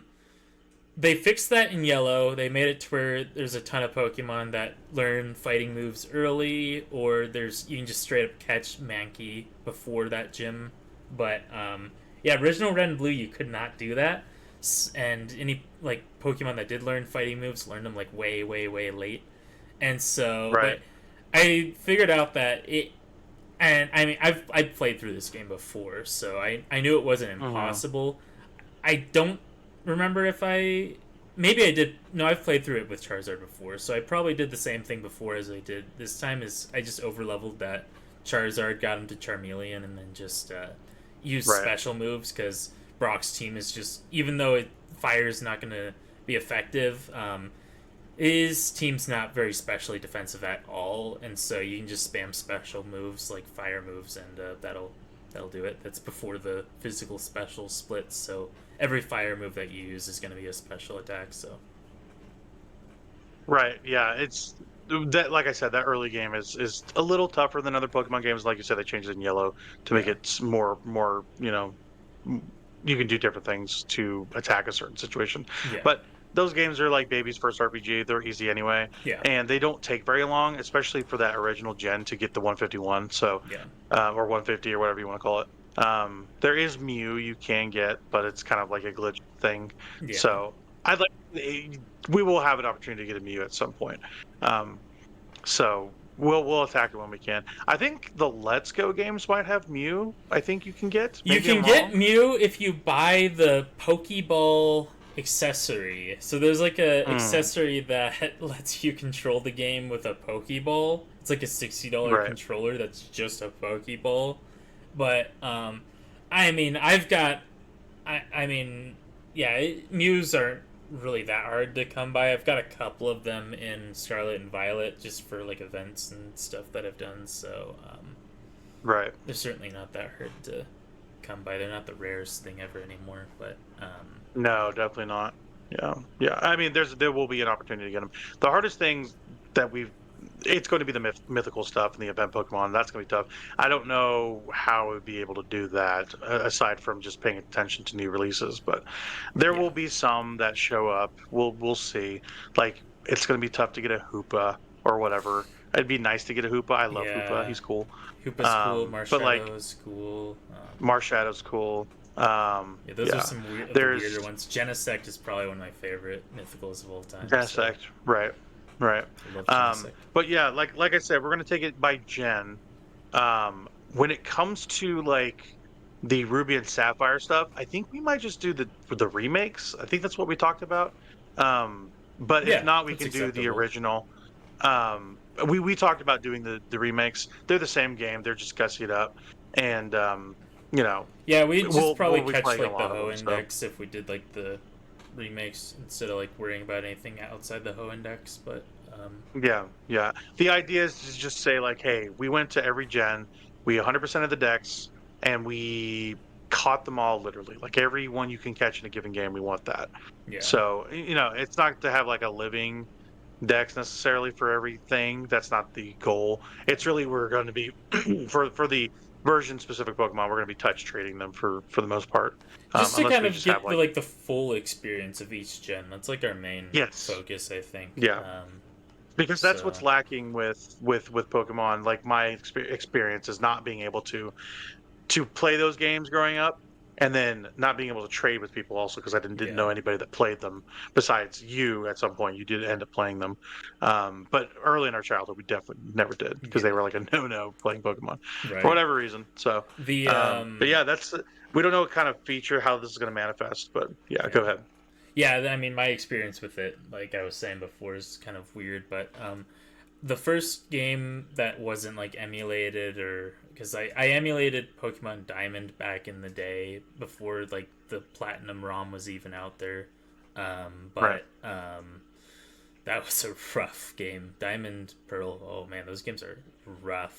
Platinum fixed a lot of issues with them, but That's why we would play the remake of those, because those are better versions too. Yeah, like So even though like the remake has like its flaws, like it's still not as bad as Diamond and Pearl. I promise you. Like go back and play Diamond and Pearl if you don't believe me. Those games are like really buggy, even compared to like BDSP. So but yeah, I know my experience is starting with Gen 5 Pokemon White. That's like the time that I really sat down and like started investing into a Pokemon game, and like that story is absolutely the best in Pokemon. Like yeah, I absolutely adore Gen 5. Like all the designs are just hits for me personally. And the lack of like all the other Pokemon made it feel like a new thing to me, because Gen like a brand new breakaway gen almost. Yeah. yeah, and because I was somebody that didn't have experience with any of the other ones, like coming into Gen 5, I didn't feel like alienated or anything. I felt like, this was like a great game for me to start out at without there's no Pikachu running around or anything like that, it's just Gen 5 Pokemon, so It felt like a refresh. Yeah, that's those games. yeah, and I love the for setting my limited too. exposure. It It's seems cool. Yeah. Yeah, but for sure. Yeah, people really want those Gen 5 remakes. I don't know how they'll do those, but Yeah, they really do they want them. kinda gave us a little bit of Unova with the last DLC in Scarlet and Violet. That was kind of supposed Which to was be great. like in the oceans of Unova, I think. So, but Yeah, that last DLC was fantastic, by the way. yeah, it was awesome. I love both those DLCs for Scarlet and Violet are good games with bad coding. Like that. That's just the Yeah, heck of it. they are the most unstable pieces of crap when it comes to running the game. I hope with the Switch 2 they just make those games better. That's all I want. Just make it stable 30, I'll be happy. Like we can't go in the teens anymore. Yeah. Like this is 2024, 2025. We can't be doing Yeah, this. you're So, like it's the most like money any franchise has ever gotten. Like, come on, yeah, guys, what are you spend doing? it. Yeah, Spend some of the capital and make a proper video game. Like yeah, they're rushing things for no reason, and it affected them adversely when it came to word of mouth. It didn't stop the sales from happening because people love Pokemon, and it's one of the highest selling games on Switch, obviously. But I hope that people vote with their wallets if they see something bad. yeah. I think we're I was gonna going to be see in a the lot tank of for it no matter what, improvement but with ZA. I think ZA will I have. think so too. They're I bringing think so back too. Megas, I think, with ZA. That's what I've been hearing, so that'll be interesting. Okay, that's interesting. So with the whole tariff situation in this country now, I wonder how the release of the Switch will be affected in terms of like sending it over to us. Yeah, Will they release it and make the price more than it would have been, or basically like will they announce it at a certain price, right? And then change that because of tariffs? Or will they wait until the tariff situation has been resolved for the most point and then release information about it saying like, hey, we've inflated this price because of, shipping customs and all that. yeah. Who knows? Right? We're going to get it, but it's going to be more pricey. I wonder what they decide to do. Yeah. It's an interesting situation. I think there's a lot of trepidation there from our country and just like customs around the world because of it. So it's kind of a mess on that in international waters for sure. But yeah, that's the idea. We're going to just go through every gen, try to get every dex done, and then I can't hopefully wait for have you to hit Gen 5. I think you'll really yeah, enjoy that it'll be gen. fun. It'll be fun. Yeah, those games aren't very long too, so we'll blow through a majority of them. But yeah, that's kind of we don't know how this is going to manifest. It's probably going to be a podcast of some kind, maybe a video series at some point. We don't know. It'll happen. And we'll record it. It's probably going to be a dreaded backlog, where we just cover the games and then talk about our experience completing the decks. Yeah. For each version, so much, Sounds great. and talking about the version specific Pokemon as we go. So that'll be the idea. That'll probably be mostly a next year thing because this year's pretty much up. And for those 3DS games, we need to be together to trade them. So that'll be a good reason to either record in the same room or just hang out. So that'll be fun. Yeah. That'd be But fun. yeah, that's one of the topics. For one of your odds and ends, you wanted to talk about, I guess tease your Crash Course a little bit.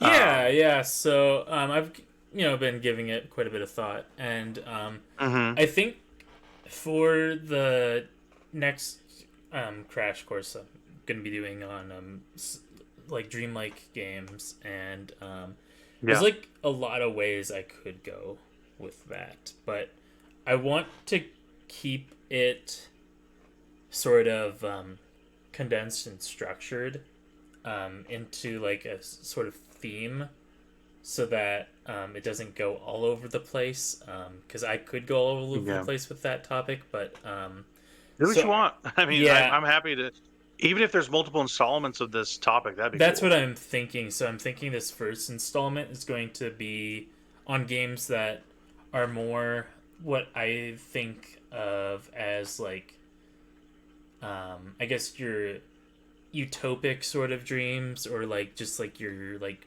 better dreams, and then things that are like nightmarish I think I'd put into like a separate future crash course, maybe not like my Sure. next one, but just like in a future one. But so I'm gonna be trying to talk about games that I think have a little bit more like levity to them in Hmm. this Okay. podcast.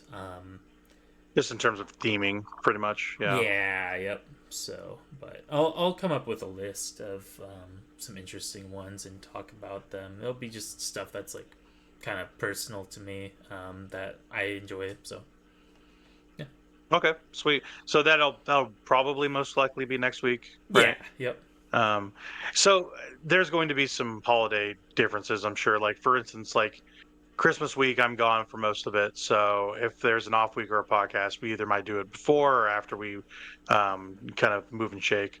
So we'll figure it out. But for this week, it's Thanksgiving. Thanksgiving, it's like Thanksgiving week, but the Christmas season. That's the way I think of it. So this week it's not too hard to get together. But Christmas might be a different story. Same for New Year's.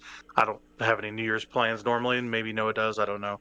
But we also record midweek, so it wouldn't really matter. yeah, I think.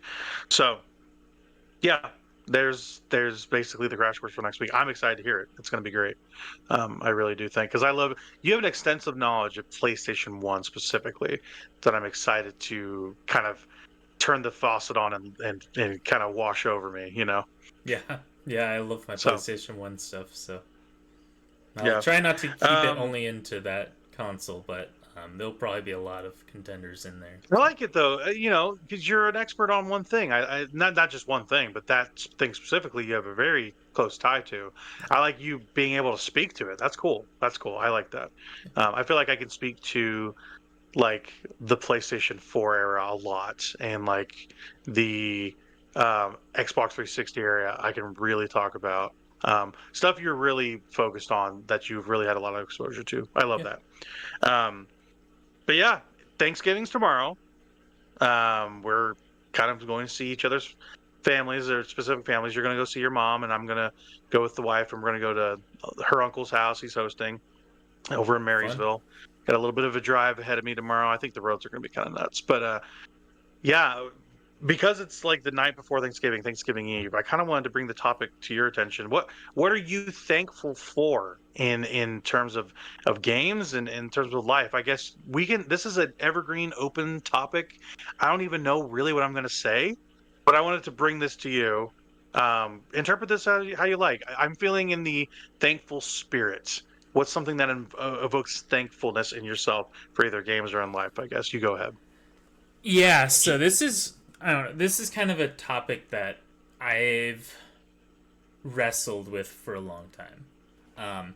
Yeah. The topic of, I really like retro games, older games, retro hardware, older hardware.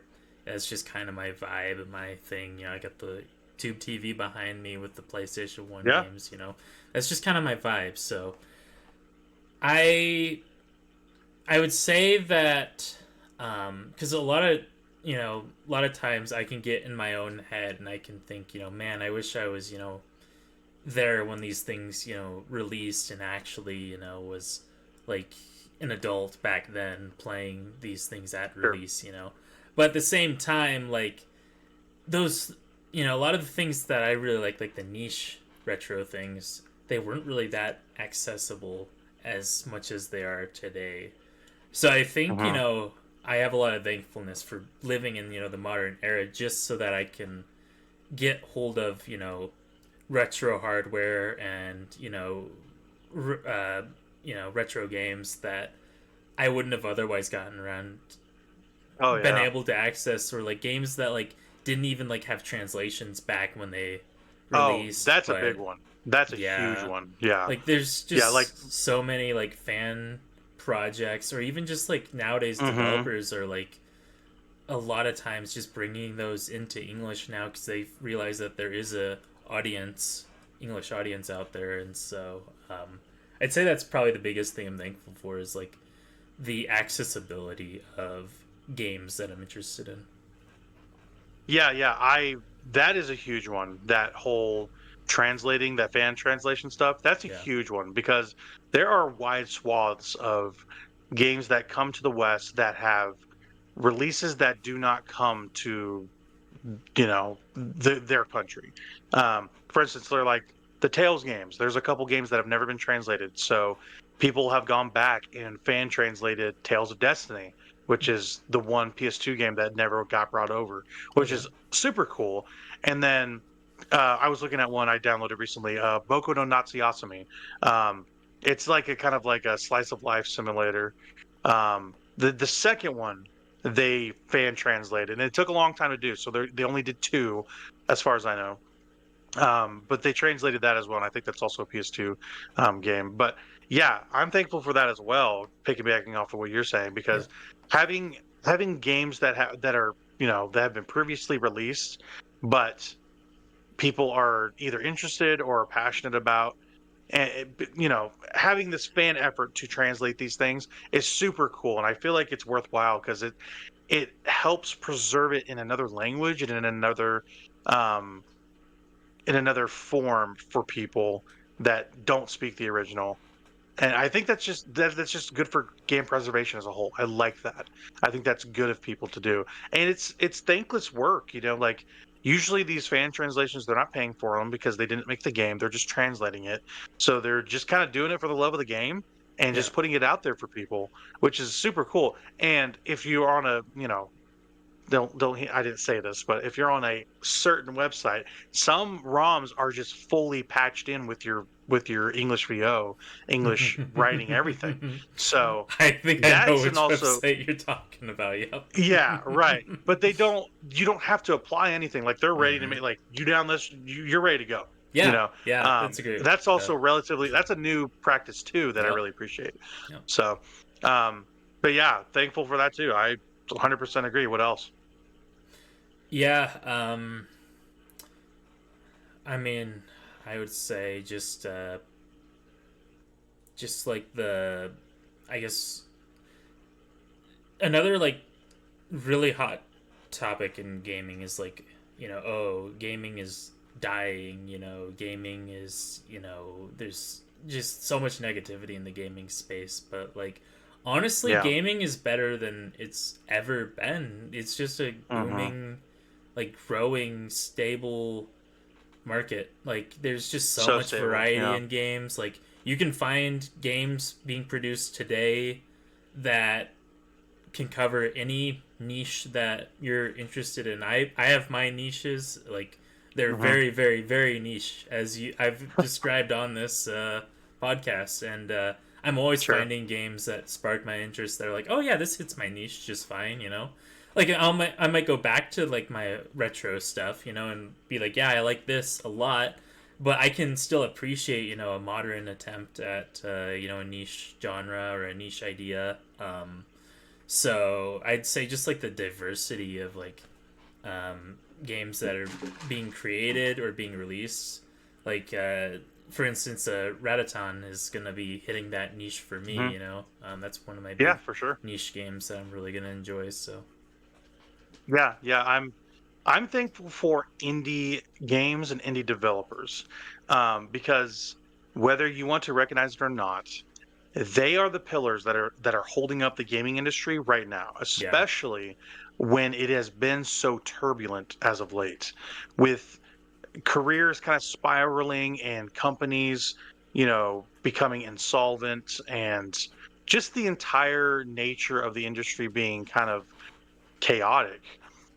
People that just put out interesting stuff makes this space vibrant, and I appreciate that. And Steam is, a cesspool of gross negativity and shovelware, right?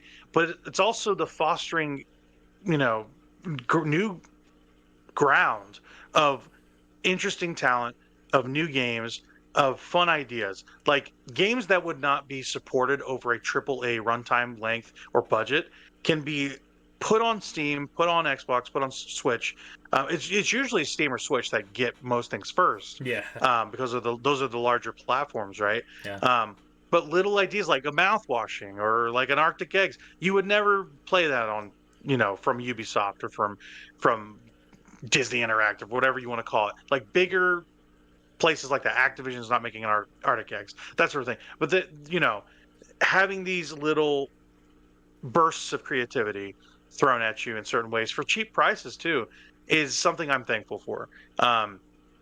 Investigating these little nooks and crannies of the internet and finding out about these new games, like for Nine Souls, that was word of mouth. I saw no commercial, no listing off of that. I heard people have played it and loved it. I heard about that on a PlayStation podcast, going like, "Hey, I'm a PlayStation gamer." This guy that was talking, his name was Fighting Cowboy. Actually, he was like a guest on this podcast. He does Yeah, I've a watched lot of his Souls stuff. Yeah, yep. I've watched a lot of his But stuff. he was actually talking about Nine Souls. He's like, yeah, that is a must play game. Like if you've been sleeping on this game, you need to wake up and play it. Little stuff like that made by these indie developers that are doing stuff that are even better than bigger budget games. Straight up, I think Nine Souls has amazing combat, for instance. Yeah. And just in closing with this bit, I'm thankful for it's being able to be exposed to different walks of life because people are putting themselves into these games. For Nine Souls, it's this like Chinese influenced game. For Arctic Eggs, it's like this Russian influenced game. Like it's interesting to see all walks of life, all nationalities making these interesting ideas, and I'm thankful for indie developers and games in general. Honestly, yeah, yeah, it's really interesting how like big nindies are, like the Nintendo is like really pushing indie development, so like they want their platform to be like a big sort of indie platform as much as they want it to be like a AAA platform. So it's really interesting. But if you look back right at what I consider to be the start of indies, Nintendo's been doing that all along with like WiiWare. Like WiiWare was a huge indie platform back in the day. Like also people always Xbox with Summer of Arcade, as well. Yeah. Like that, those were big pillars of that. Yeah. And like, people think of Nintendo as like, a backwards company and not getting with the times, but like even on the Wii, like they were ahead of the times. Like they saw like the potential of indies and they're like, yeah, we want to open our marketplace up to these indie developers to put their games onto our marketplace. And so, because like that was how I got into indie games, was through that WiiWare demo of Cave Story. That was like the first indie game. Cave Story is like the biggest proof of concept of that. Yeah. It got popular off of WiiWare pretty much. Yeah. And like World of Goo was big on the Wii. Yep. Played that demo too. Bit Trip Runner was big as well. Played like that demo. Those those classic games were huge. Some of Arcade was gigantic as well for Xbox 360. Like there was a point, I think it was, what was it, 2006, 7, 8, something like that. They would have a Summer of Arcade where they would release a new game every week throughout the month of May to June, something like that. But you were getting games like Braid, Super Meat Boy, Spelunky, absolute classics, back to back to back to back. During these little promotions, and they were games that were not just releasing; they were curated for these things. Going like, hey, we're not just putting this out for you to consume. This is something we've played, we understand is good, and we're giving this to you and surfacing it. All this is it released and we're surfacing it. And those games were immediate hits because of that care, because of that consideration, like you were saying. And that's my exposure specifically to that class of indie games was that Summer of Arcade stuff. Yeah. So yeah, either way, you got that though. Like during that was like the late 2000s was like when that really started like taking off, and like that was like the like indie boom, and then it started like slowly climbing, slowly progressing. You'd have things like Shovel Knight that would be like a breakout hit, and be like that was a huge one. Yeah, that was like did a lot for indie gaming, and then that was like the indie game. Like that was with like, hey, we are here. We can fight with the best of them. Like Shovel Knight was like a real cultural moment for indie games as a genre. Yep. Yeah, absolutely. Yeah. And I mean, that game still holds up great. But oh, it's so good. I'm waiting for Mina the Hallware. They need to put that game out. I am super stoked for that one. Oh, I am too. Yeah, absolutely. But but it looks excellent. Yeah, and then then just all of a sudden they started getting to be where they were just like mainstream. Indie games just started becoming like the mainstream. I'd say really things like, as much as I hate to admit it, like things like Five Nights at Freddy's and Undertale, and even like Minecraft, like those were like the big like indie games that like really put them at the mainstream. So yeah, 100%. Yeah, it's the stuff that you think of mainstream now was not at some point, especially Minecraft. I remember original Bedrock like 2000 what 9 10 playing that at our mutual friend the Lucas's house and going like, what is this? I've never heard of this game. And they were playing it on like Java. And they're like, yeah, this thing is crazy. Like it's basically Legos in virtual space, and you're like, I can barely get my head around this, but this seems like one of the most versatile tools I've ever seen. And I remember being gobsmacked by Minecraft, going like, you can do this in a video game. It was nuts. But yeah, like you're saying, the stuff that is mainline huge video games now, they were not mainstream in the past. Like indies broke out in a huge way in the late aughts for sure. With Shovel Knight, that's a huge one, especially for portable indies being huge. Minecraft, there's just so many of them. All the Summer of Arcade stuff I mentioned, and I think like my majority games played, like if I'm going to pick up a video game, it's usually an indie game. Like very infrequently am I playing big budget stuff. I will pepper them throughout the year, but I'm playing stuff like Fear the Spotlight and Minishoot Adventures, stuff that people are making on their own and they're releasing for you on pretty much everywhere you can get it, and that's done without usually big corporate backing. Like a Devolver is like the biggest conglomeration of the indie effort, I would say. And they cultivate these titles in a way where they go like, hey, we're supporting this, we have our showcases, these are the games you should be interested that we are publishing, but in terms of an indie effort, that's as big as it gets. Really, everyone is usually putting out interesting stuff by themselves or with smaller publishers. But yeah, indies are supporting this industry because games are getting expensive and companies don't like expensive things, so they are cutting back on the workforce because that is the most expendable for them, and they're looking to cut corners creatively with like AI and stuff like that to make things a lot quote easier, when really it is taking the fun part of creating out of games. Right. That's gross. It is gross, because AI should be automating stuff that's not fun. Not taking away creative processes from unique individuals. That's what I believe. Oh yeah. And you're seeing a lot of that in video games where people are just going like, like these sorts of AI is a bad term. That is a buzzword. It's machine learning. Machine learning is taking creative jobs, which I do not appreciate. So. My day job is automation. So right. That's what I do all day is write code that does things for people automatically. So I've been doing that for about 3 years now. So that it's just I see that as like you said, like for the boring stuff. But when I see it applied to something that's fun, like the creative process or even like just like the Mm-hmm. writing process, or like Yes, when I writing see it in especially. Yeah. places that it doesn't belong, I just am like, why couldn't you have just done this yourself? And that would make it, it might not be as like by the books, or as like uh, perfectionist or whatever, but at least you have like that Mm-hmm. human element in there.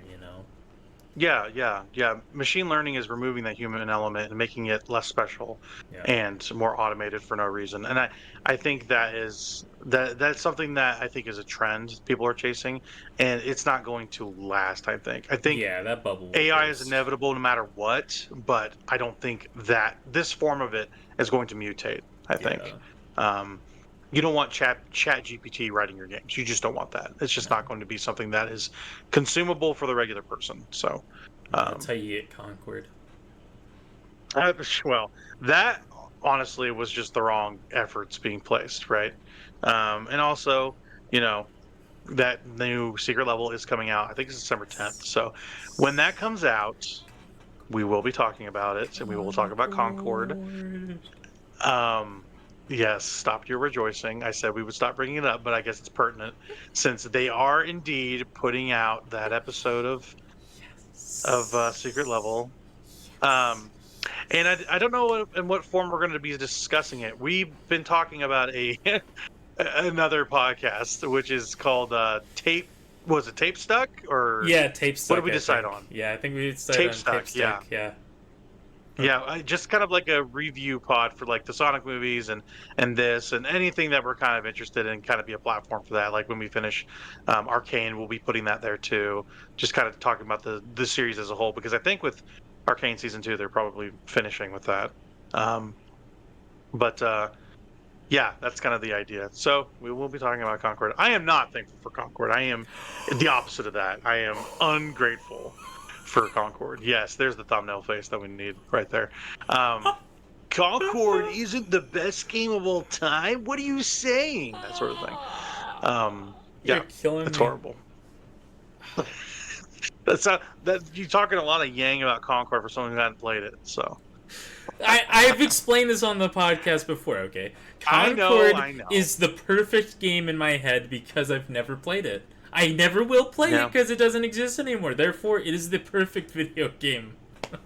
I'm going to talk Concord could to. be anything I want it to be. It doesn't matter because the game doesn't exist anymore.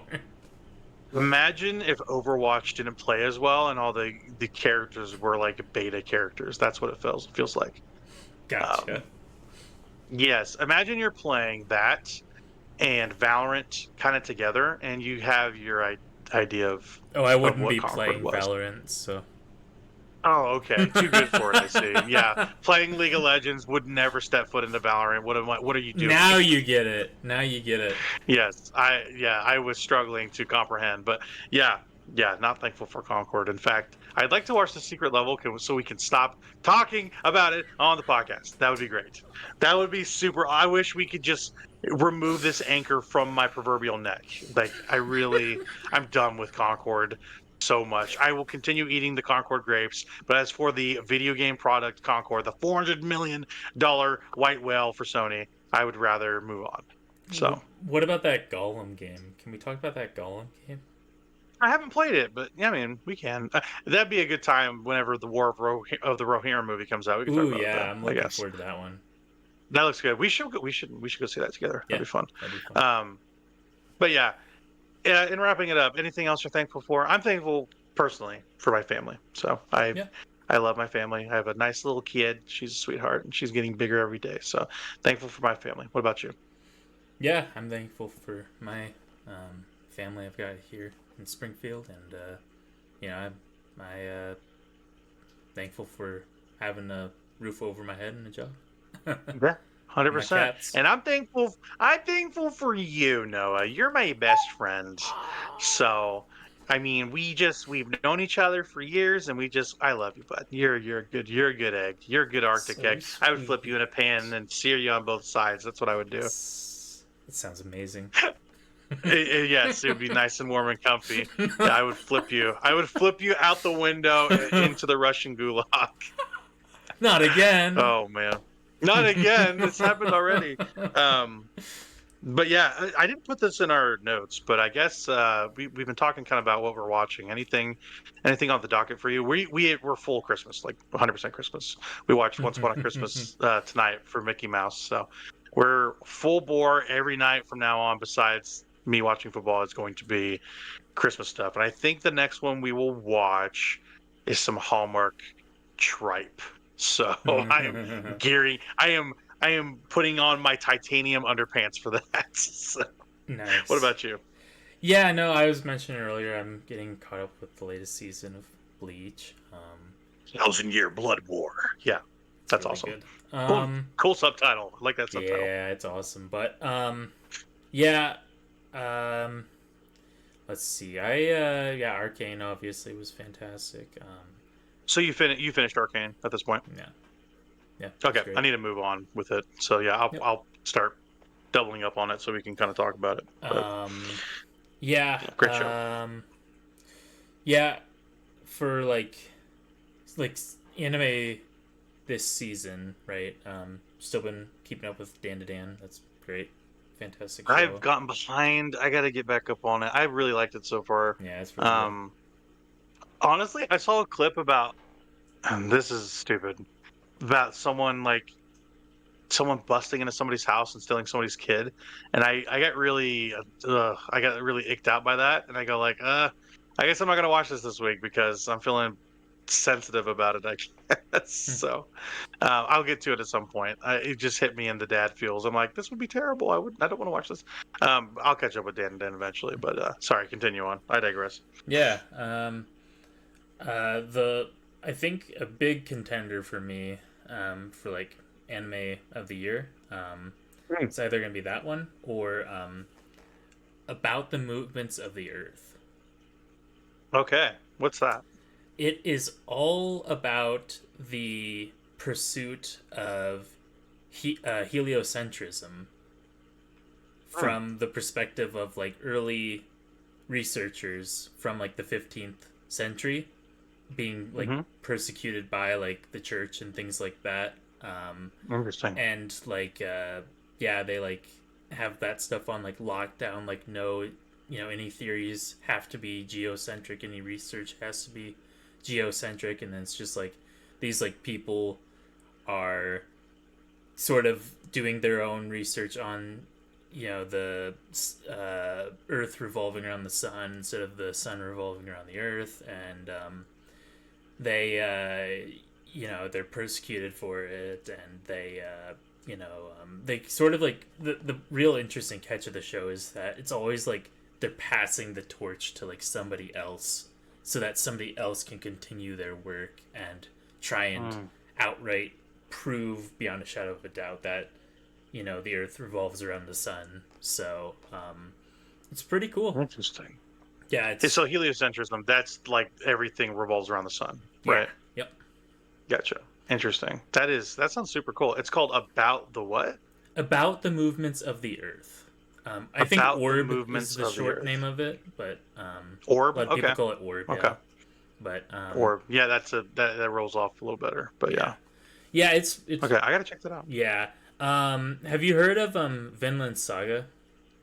Yes, I have. I need a lot to of people compare this one to Vinland Saga. It's got like a similar art style. It might be like the same creator. I'm not too sure. Like is the it same mangaka. There's those deluxe versions of that manga coming out for Vinland Saga. I want to check those out. Yeah, but I love Vinland Saga, and I'm loving About the Movements of the Earth. So Orb. I like that. I like the shorthand. Orb. Yeah, I like the shorthand because it's got nothing to do with the title of the show, but it has everything to do with the concept. It's called Orb. That's all right. Yeah. That's good. That's good. Yeah. Any Christmas watching for you? Or are you going to start that after tomorrow? Tomorrow I'll be watching National Lampoon's Christmas Vacation. Gotta watch it every Thanksgiving. So way to ring it in. That's good. I love that movie. The movie's so funny. Movie. I haven't seen Vegas in a long time. Vegas Vacation. Yeah, that one's fun too. But yeah, Christmas Vacation is just like a classic. Have you seen like not the remake, but like the sequel to it, like the Vacation? It's called just Vacation. I haven't seen it. Yeah, you're talking about it's not. The newish one. Is that one a Christmas one? I don't remember that one being a Christmas one per se. No, It was just okay, like it's a new National Lampoons, but it's like they're all older and like they're yeah, it's got what's his name, Rusty or Dusty? yeah, Rusty. He has he's like kids and stuff. Yeah, I've seen it. yeah, it's got what's his name from The Office? It's Ed Helms. I forget who he plays in not Andy. Is his name Andy in The Office? It might be actually. It might be. Yeah, I don't remember. It's been a long time since I watched Anyway, The Office. he plays the main guy, and yeah, I hear that movie's okay, but it's not as it's got like Chevy Chase and what's her name? I'm so bad with names right now. His wife from the originals, I she's know. in there Yeah. too. Yep. So that's It's a fun. fun I one. do want to see It's that. not really a but Christmas one, Christmas but- Vacation. That's the one. That's the one. Christmas Vacation. That's the best National Lampoons. That's so by funny. far. That is one of the funniest movies ever made. So yeah, we'll be watching that. I'm sure we'll be watching that probably this weekend. We already watched the Santa Claus, which is always great. Yeah. Have you I have it seen on Santa Claus 2 VHS. and 3? Yeah. Have you seen 2 and 3? Oh man, 2's fine. Yeah. 3 is a travesty, dude. Oh my God. It's got it's some not a funny good movie. one-liners, like when he's like got the Sure. pen and he's like, "Who said that? Was it Rudolph? Was it Rudolph's mama?" I mean, stuff like that. That's It's right. just Yeah. so like stupid. There are some good moments. There are It's good moments. campy. Martin Short is. Yeah, it's very campy. It's nothing Yeah. like the first one. Yeah. It becomes kind of a cartoon unto itself, which is fine. I'm not trying to like rate it or anything. Really, I don't like it personally. I just think It's it's fine. too. I think it's too silly, which is dumb. It's a They dumb had thing to say. like a TV but- series after that third one as that is- well. That is rough. I Rough watched like series. the Rough first series. couple of episodes of that. And I'm like, what Rough. am I watching here? No. It has one of the wildest intros. I don't think to it any has Tim show. Allen in it either, does it? No, it does. It does have Does? Tim Allen, Okay. but they changed the Santa makeup to make him look toy-like he does in 3. Yeah. And looks super weird. It's not like the plastic beard or anything, but like Yeah. his design for Santa looks like the Santa Claus 3 Santa, and he looks odd. He looks really odd. Yeah. That show is that's not a good show. Santa Claus 1 and 2. That's all I need. Especially 1. 1's a classic. Yeah, I 1's love great. Santa Claus 1. Yeah. Yeah. I love that one. Yeah, I love Santa Claus 1. I love Krampus. Oh my gosh, that might be my favorite Christmas movie. It's so dumb. I love Krampus. It's just like evil Santa Claus, basically. Yeah. This kid writes a letter to Santa, or he writes a letter to Santa and saying like, "Oh, I hate my life, I hate everything," and all the bad letters get sent to bad Santa, who's Krampus. And that is a mean movie, and the end of it is super dire. I like that about it. It's not a happy one. Yeah. But yeah, we'll be watching on the mainstays for sure. It's going to be a fun time. I love this time of year. I've become less Scroogey about it for sure. We got the tree up this year too. You've got the Santa stop here. Yeah, pointing to your my head. yeah, my wife put that up. But yeah, just beyond the screen is the tree, and the little one keeps taking off all the ornaments and throwing them across the room, and yeah, it's been kind of a mess. So we started putting the ornaments at the bottom, and now we've had to start moving it up. So like a third of the tree down has like a no ornaments because you can't reach, and it just looks terrible. It just looks awful. But yeah, we did some decorations on the outside of the house, and we have a lamppost out there, and we put a candy cane strip around it. So yeah, we're making it Christmassy, Yule tidy. So yeah, I don't think we're done quite yet. We're gonna make a couple trips to the Hobby Lobby and finish off, but I'm getting into the spirit. I feel it. So, but yeah, Christmas is pretty much here. It's a month away from tomorrow, for Pete's sake. So, well, it's less than a month away if I'm specific, but it'll be here before you know it. So, is there anything you want for Christmas, Noah? Is there anything I can get you? My 2 front teeth. You have 2 front teeth. I actually, aside, I chipped a tooth a few years ago. I fixed it actually now, but that was tough to live with for a while. I looked very snaggletooth. Yeah. Yeah, it was rough. It was I had like an actual like snaggle tooth when I was younger, but I got braces when I was like in my teens. I remember. So, Yeah. I remember. Yeah. You had braces for a while, and I was like, man, your teeth are looking pretty straight right now. Yeah. You're like new Noah. It's like, who is he? Yeah. And then I got when I got out of college, I used to wear glasses all the time and wear contacts, but when I got out of college, I got that laser eye surgery, so now I don't need glasses anymore. So I might just need to do LASIK because my glasses are just so crap, and I'm tired of buying some every few years. I think I might need to just get it done. That'd be nice. My wife prefers me with glasses, though. Yeah. You can still I'll still occasionally wear I have blue light glasses that I'll wear when I'm staring at screens too much. I should be wearing them right now, in fact, but gotta protect the corneas. Yeah, totally. Yeah, I mean, I paid good money for these things, so I gotta do what I can to keep them good. Use your ocular orbs for sure. Christmas is a coming. I would like to put together a Christmas games list at some point, but there's just not a whole ton of them. There's really not. So we might have to do some investigating. I'm not talking about Christmas nights. Nights. No one likes Nights. Nights is a terrible video game. You hate Nights? Nights is bad. Nights is bad. Nights is so bad. It is not fun to play in any way. But it doesn't know what game it wants to be. But it's very dreamlike. Nightmare inducing, we'll put it that way. Christmas Nights. I want to like Nights. I like the Christmas Nights is bad.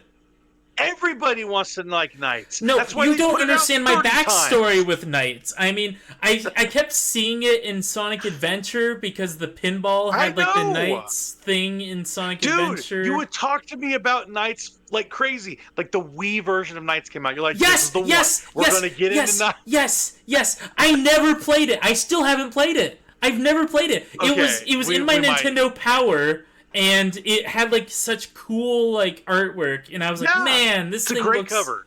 This thing, I'm talking about the Nintendo Power article on it. It's just I remember the advertisement for it. You're like, look at this. Yo, look at this thing, dude. I was like, this is sick. Yeah, they really make it look like a good game. Is it a good game? Probably not, because it's Nights. Hell no. Hell no. It is a terrible game. But, I've played the Wii version too. It's a game as art. It is a game as art, not a game as more like fart. Gaming. Like fart. You'll never convince me that the Nights artwork isn't aesthetic. No. Listen. Don't get it twisted. I think the art style is great. It's evocative, but it is not. It is not showing you what game it is. It's just a twink. It's just a twink on the cover going, "Oh, I love flying." It's not. It's not telling you what kind of bull crap you're gonna have to play. It's not. Yeah, I will say. Now, Yuji Naka really stumbled with Balan Wonderworld. There's no redeeming Balan. Okay, so Balan looks like Nights guy. Yes. Looks like him. Okay. Yes. He flies around like him too. Yeah. Totally. Yeah, they do. Yeah. Oh my god. I've played that game. I've played Balan Wonderworld. It is not a good game. It doesn't even really look that great either. What about that? What about that reverse draw distance thing they do? It's terrible. It's like reverse Super Mario Galaxy. Yeah, it's ridiculous. Okay, as the Bubsy 3D defender, I'm just going to go out on a limb and say, don't play Balan Wonderworld. Stop him! Stop this man! It's illegal what he's doing. Well, he got thrown in jail because of it. So. Well, that's the reason. Yeah, he made Balan Wonderworld. The authorities got notified. They said, "Lock him up." Yeah, it totally wasn't tax fraud or anything. No, not tax fraud. Couldn't be tax fraud. Yuji Naka? No, that guy made Sonic. Yeah, he's the guy that told him to make his tap his foot. It was Yuji Naka's fault for everything. Yuji Naka might be gaming's greatest villain for creating Sonic. and influencing Nights. That man has destroyed more things than he's made good things, okay? He made Sonic 2, that's great. He should have stopped. He should have stopped. And instead, no, listen, you stop. Listen, he made Christmas Nights. He made this. He made Balan Wonderworld. Everything this man touches is poison. It is poison from the pits of the swamps from Dark Souls. That's what he is. Yuji Naka is a fraud. He got tax fraud. It's like Al Capone going down with a minor crime. His real crime is making Sonic. I said my piece. I like Sonic Mania, and it wasn't made by him. So that's telling you something. Okay, another thing. I'm emulating all these video games, all right? I played Shadow the Hedgehog. Yes. Pardon the language. That is the biggest piece of shit I've ever played in my life. It's terrible. It's horrible. It does not play well at all. And I'm playing about as good as you can get that game. All right, on Dolphin. That game is dog water. It's dog water. It is not good. It's not as good as the adventure games, yeah, but it's still pretty Oh, fun. okay. Yeah, and also I played that. Guess what? That sucks too. You're just bad. I don't know what to tell you. You have bad opinions on I'm games. playing the game. I have the controller in my hand. I am playing the game.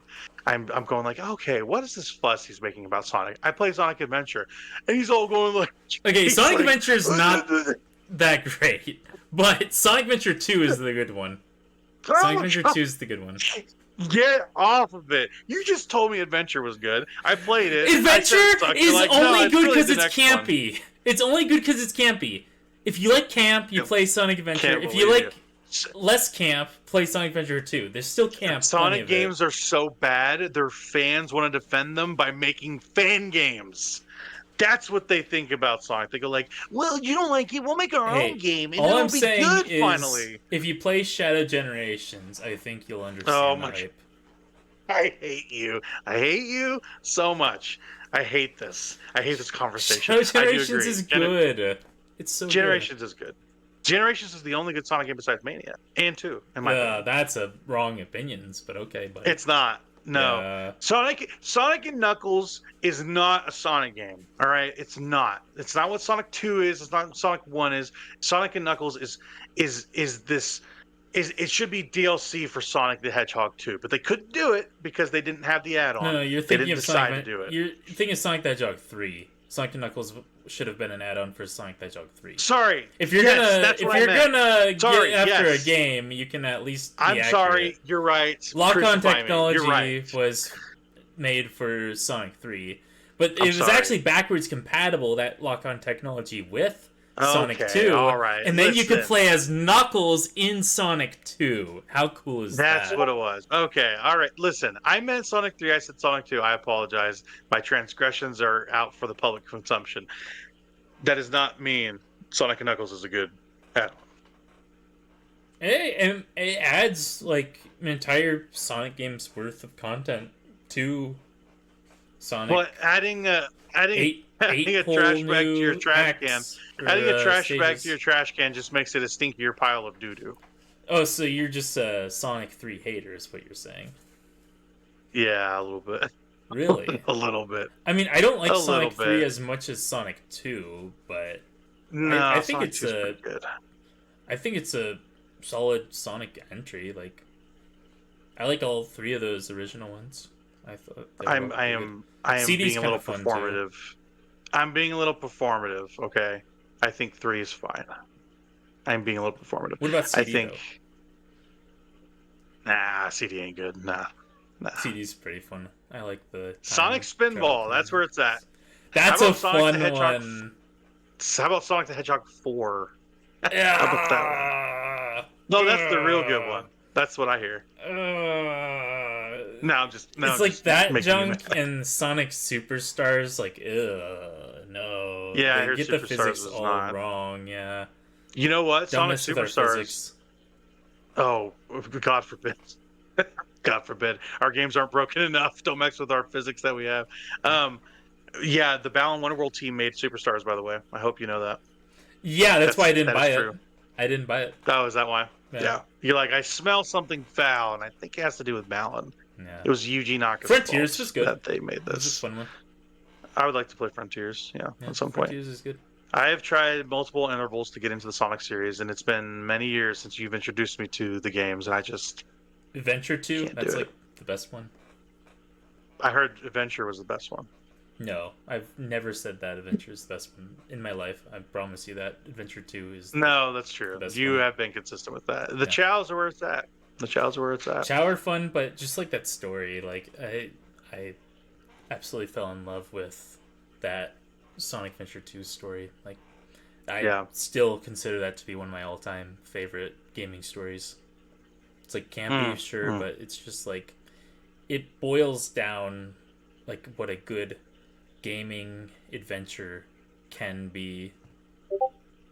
So Yeah, I josh with you. I appreciate your verve for the Sonic franchise. It's something I wish to emulate with my love for like Hitman or something. Something I hold dearly. I appreciate that you love that long running series for all its flaws because it is flawed. it's very flawed, but No, there's some no fun gaming entries in it. series is perfect. Yeah. Yeah, there's some fun entries for sure, but there is no defending some of those Sonic games. I don't care what you say. There's no defending. Sonic Adventure was good in its time. I Yeah. played about 20% of it the other day, and I didn't like it, It's a jank So- fest. unfortunately. But do I have to play the first one to get the second one's story? What'd you Absolutely say? not. Okay. So I should play 2 then. Yeah, absolutely. 2 is where they Sonic refine Adventure. things, and you don't have to deal with this stupid hub world. You just go from act to act and just I play like the a hub levels. world. I like a hub world. Generations is good, you know? Generations has like a structured like hub world. The hub world in Mhm. Adventure is like all over the place. You have to like go Yeah. all over the place to do things, and sometimes Yeah, it like just- Sonic 06. Yeah, they took the lessons from Adventure and made 06. Yeah, Adventure 2 was actually done by like a San Francisco team. So it was like a America's game. So Oh yeah, yeah. We got to get them out of those Japanese hands. Yuji Naka's got to get his mitts off of this. yeah, I think Yeah. that's why Adventure 2 was so good. It was because Yuji Naka didn't get a touch Adventure 2. Fair. I might actually enjoy that one then. That's good. That's good. The Naka stink can be Yeah. smelled from afar, and everyone's like, "We should just make a good video game. Let's take him Yeah, out of this thing." yeah. Yeah. Shadow the Hedgehog's Chow Garden. pretty cool. I mean, it's like Year Yeah. of Shadow right now. They got the Shadow Generations. They got Shadow in So- Sonic 3. So So is that where he was introduced? Was Adventure 2, yep. Yep, that's Okay, where he's interesting. introduced, yep. So if I want to find out about the lore of Shadow the Hedgehog, I gotta play the second one. And then you play Shadow the Hedgehog, and then you play Shadow Generations. Is that the order for Shadow Well, chronology? okay, so first, let's back it up a little bit. You'll Oh play. no, I don't know if I want to get into this. You play Adventure, and then you play Sonic Heroes, and then you play Oh Shadow the yeah, I like Hedgehog. Sonic Heroes. I like Sonic Heroes. That's Yeah. a good game. Yeah, That's a fun game to play co-op. I like Sonic Heroes co-op. yeah. Yeah. I always like we did that race where Mhm. one team would be one team, and I would be the other. Like I would be Yeah. always chaotix. They were never the fastest, but then someone would be Team Rose, and I'm like, they're slow, so let's go. You know. Froggy. Yeah. Yeah, he shows Big up the Cat. consistently in every single Sonic game. It's awesome. They Do you think they'll love put Big, Big the Cat in the movies? I wonder if they put Big the Cat in the movies. I haven't seen him in the first two, but if they How put are him they in gonna this explain third Big one, the Cat? yeah, we gotta have Big the Cat. I mean, it's not Sonic So- without Big the Cat.